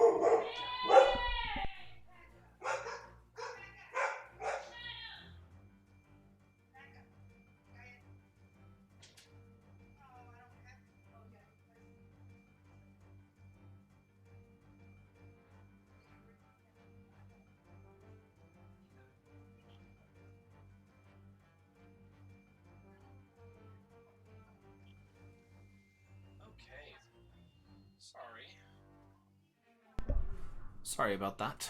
The dogs were just barking. Maybe, but why has he suddenly brought the bookshelf into all this? It's just a wild guess, surely. Oh, do you think so? Well, it doesn't seem likely that the reason why this young woman doesn't want to open her case would have been written in a book that doesn't even belong to her. Yes, that's true, but still, Miss Pavlova certainly did cast her eyes in that direction. I noticed it myself.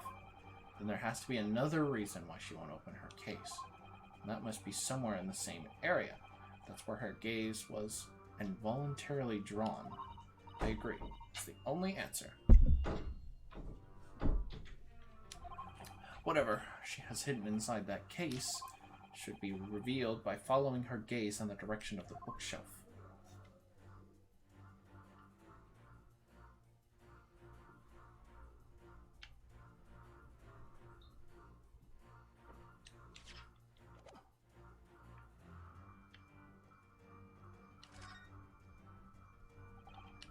It looks like these are all the same books that we have in our cabin. I suppose the steward likes to make sure passengers have plenty to read for the long voyage.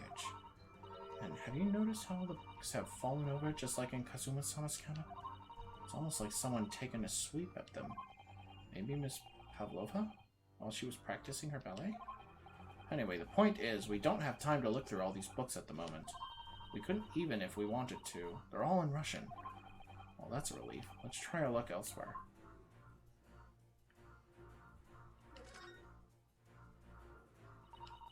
This is a charming little picture, isn't it? What is it? Someone climbing a steep mountainside? Or descending one, it seems to me.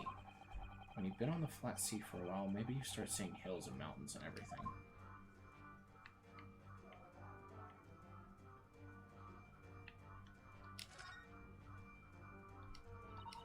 These are the rules of passage for travel aboard the SS Bureau.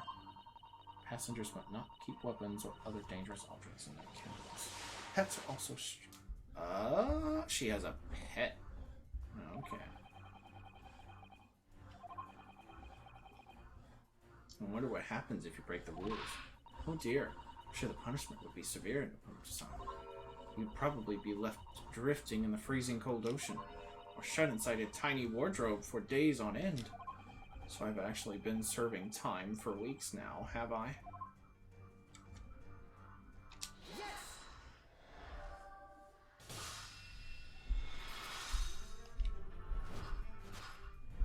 Yes, the reason why you refuse to open your case is written in the rules of passage.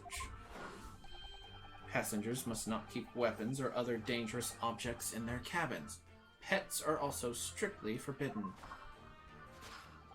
Inside that case of yours is something forbidden from carriage on this vessel.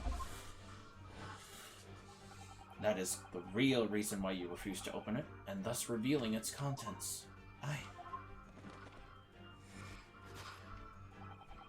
As we've seen, the trunk wobbles from time to time, but no weapon or other dangerous item would move of its own accord.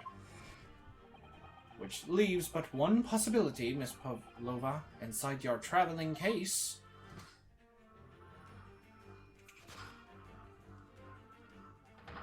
Is the last item listed as forbidden in the vessel's rules, a passage A pet. Ah!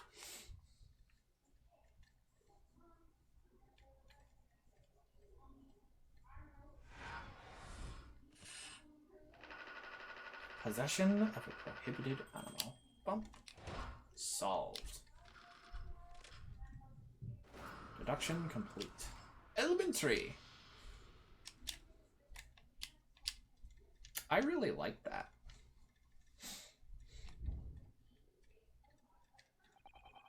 So clearly you aren't who you said you were. No, I'm not Grimsby Roylet. My real name is Nikolina Pavlova. Everything you said was correct. You absconded during one of your ballet company's performances in order to escape your homeland. Later that same night, you stole aboard this vessel, which couldn't have been easy, for it is a huge steamship with a vast crew. Could she really have snuck on board without being noticed? In order to obscure your true identity, you somewhat recklessly took the guise of an old gentleman, and you intended to sever all links with your past by severing your long hair. Yet to a woman, hair is no trifling matter. My personal recommendation is to leave it well alone. So, if it was just you about to cut off your own hair... Oh, who was it that let out the scream we heard from outside the cabin? That veritable tinkling of a bell? Why, none other than this young lady, naturally. More like a full set of pipes, if you ask me. I was so scared when I ran away in Shanghai. I was sure they would come looking for me. That's why I decided to, how you say, disgust myself, so no one would recognize me. As a result, you transformed yourself into that questionable old man? I see. I put on the fur hat and fake beard, then just before you came in here, I saw in the newspaper, right on that page, there was a picture of me.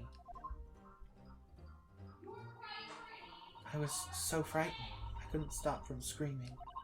I knew that if I didn't change my appearances completely, they would find me. So I decided to cut all my hair as fastly as possible. I picked up the scissors in hand and... At that precise moment, we walked in through the annoyingly unlocked cabin door. Things happen like that sometimes, don't they? Things do indeed happen like that, from time to time. Are these two even talking about the same thing? There's just one more thing I'd like to know. What exactly do you have inside your traveling case? We covered that already. It's a pet. You were right. It's my dear friend inside. My only friend in the whole world. Please, don't tell anyone. If the captain finds out, if you say to any of the crew, your secret is safe with us, I assure you. But in return, you must tell us in as much detail as you can muster about the events of last night. Yes, all right. I will tell you. Well, Mr. Narpidal, wasn't it something Mr. Sholm's great deduction? It was certainly something, yes. I'm just not entirely sure what. But at least Miss Pavlova has agreed to tell us what she knows. That's incredible. Indeed, it is incredible. Ah, and one more thing. Oh, yes? What? Observe your wrists. My... Ah! Your hands are cuffed again. What? But how? True to my word, I have restored your shackles. When and why? There is still a shadow of guilt cast over you, Mr. I'm sorry to say, it can't be helped at the moment. Can't it? Really? Anyway, let's listen to what Miss Pavlova has to say. I can't go on not knowing. I have to find out what the speckled band that Kazuma-sama wrote about in his diary really was.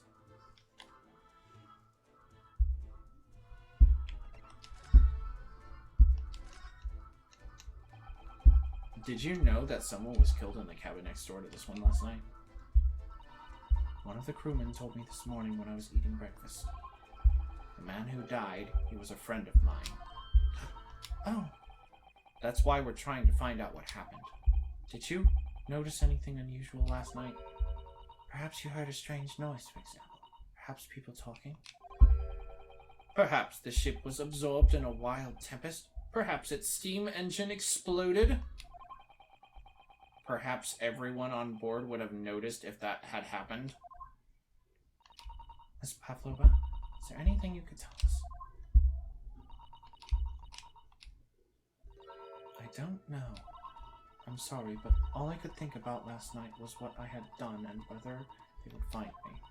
I didn't notice anything that was happening around me. Oh, I see.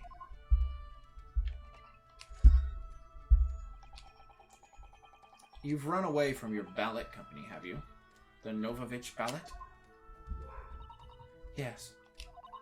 I'm traveling to Great Britain, and from there, I want to go to America. I will never dance again. I want to forget everything about the ballet. I will start a new life. You wish to forget? A challenging proposition. When you have that striking tiara as a reminder. But the tiara is mine. I need it to live.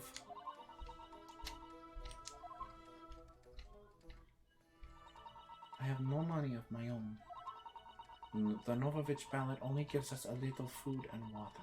We must dance all over the world. I had to run away. I had no choice. If I stayed, it would have killed me. So you ran away to protect yourself? Yes.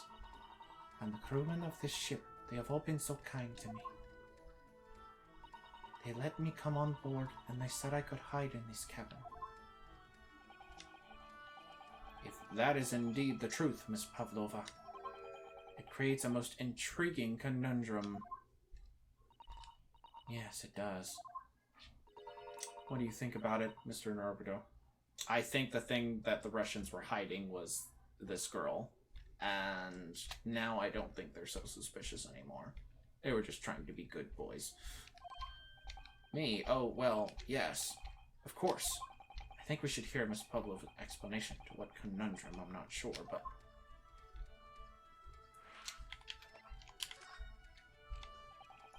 So the friend you mentioned is inside your traveling case, is that right? I don't think animals are allowed on board according to the rules of passage. Oh, please, don't tell any of the crew. If they found out my precious... Then the burly Russians would bestir themselves in unison to throw you and your case overboard, no doubt. So reassuring, Mr. Sholmes.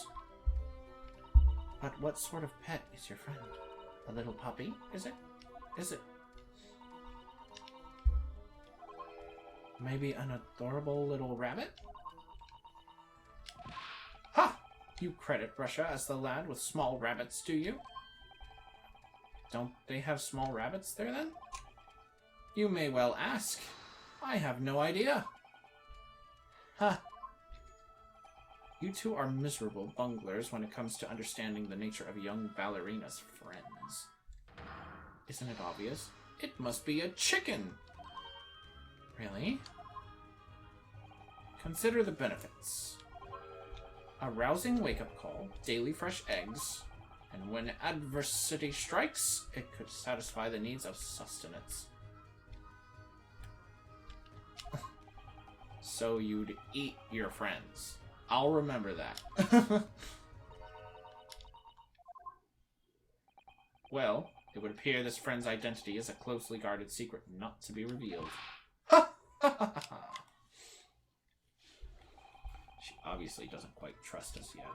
There's something I should like to show her, I think.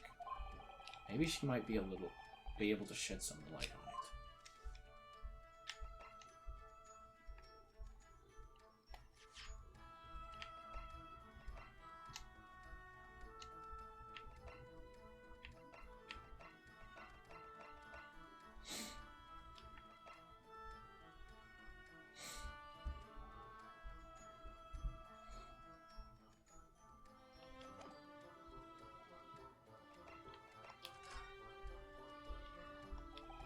Miss Pavlova, allow me to pose your riddle.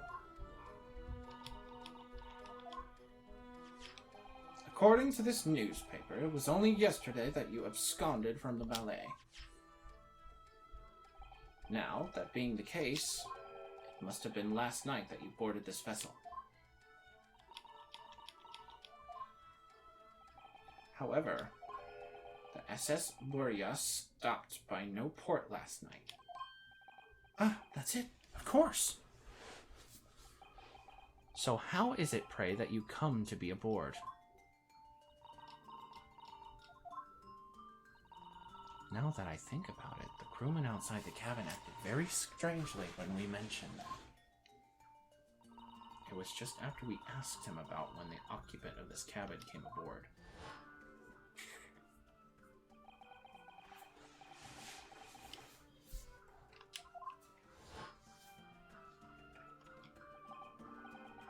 Yes, you're right. He did seem to be hiding something.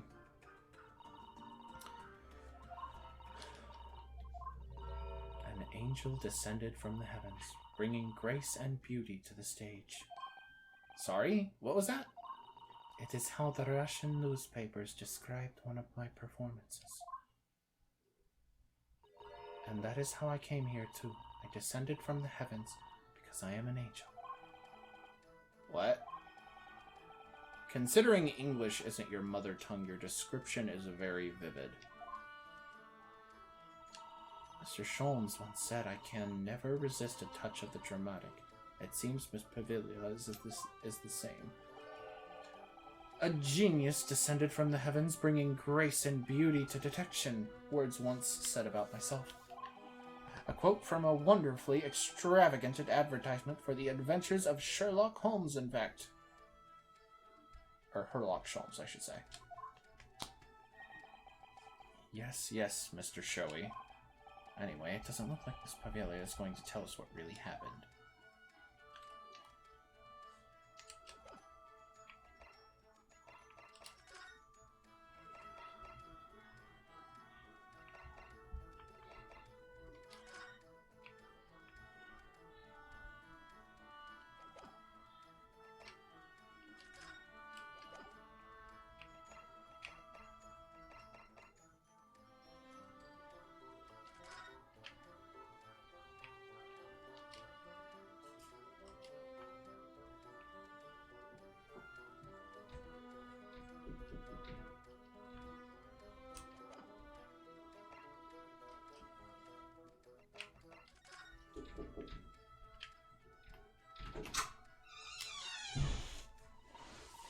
These must be the remnants of the clues used. Yes. Do you have Wi-Fi? I'm directly connected to the internet. I don't think you can even call. I think it's her phone. I'm sure she said she's not going to. I don't think she'll call me. Girls online. Chat. I mean, I'm playing an offline game. Right. And I'm streaming. So I am connected to the internet as far as I can tell. Great. All right.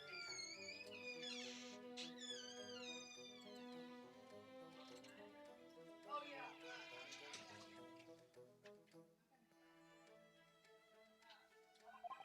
That's right. It was pulverized rice. Pulverized rice. Yes, I pulverized some of the rice from my evening meal, even though it broke my heart. Broke your heart? What do you mean? Remember, I'm a stowaway on the ship. All I had to eat were Kazuma's leftovers. Even a couple of grains of rice could have meant the difference between life and death. It must have been awful for you. I have some glue with me as it happens. Welcome to using the sea. Oh, thank you very much. Wait. You're gonna eat the glue?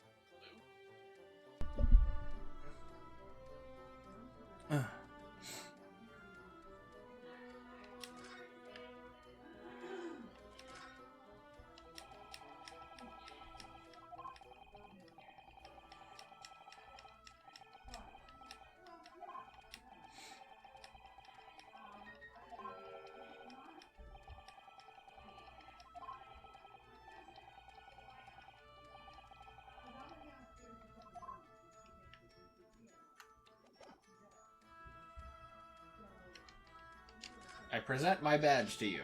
Can I show you this? I'm actually a university student from the Empire of Japan, you see. That means nothing to me. No, why would it?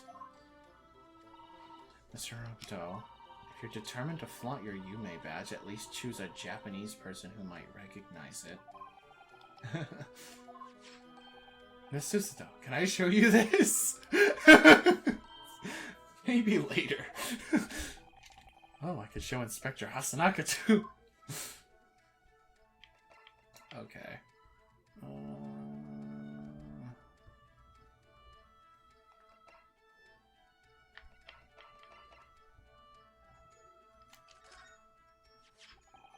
This is the diary of my friend who passed away. His diary?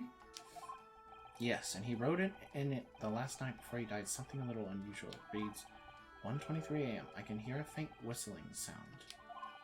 And then a few minutes later, 1:35 a.m. What looks like some sort of speckled band is dangling from the ventilator grill. A speckled band? I don't understand. It's strange, isn't it? But the ventilator he mentions joins to this cabin, you see. It's up there on the wall. In other words, this cabin and the victim's cabin are connected together. Oh! Miss Pavala? Has something occurred to you? Does the speckled band the victim mentioned mean something to you? Or the whistling sound, perhaps? Her dog was up there, wasn't it? No. I don't know anything. Oh.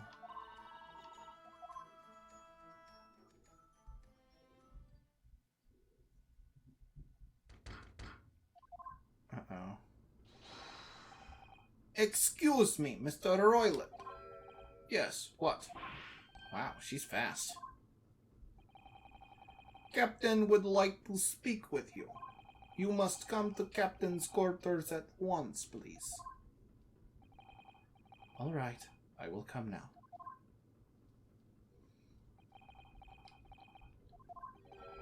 What? You must leave now. Oh no, it's fine. Don't mind us. Yes, please don't worry yourself, Mr. Roylet. Get out! The passenger said out! Or you want me to throw you out? Looks like we'll have to leave investigating this cabin until later. What a pity.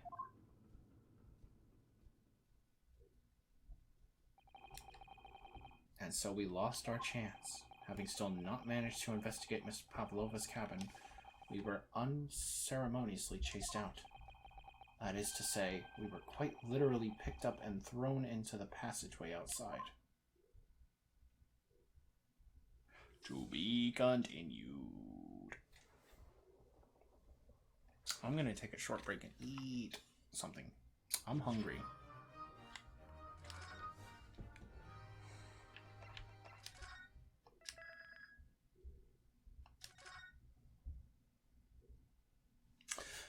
I'm going to be right back.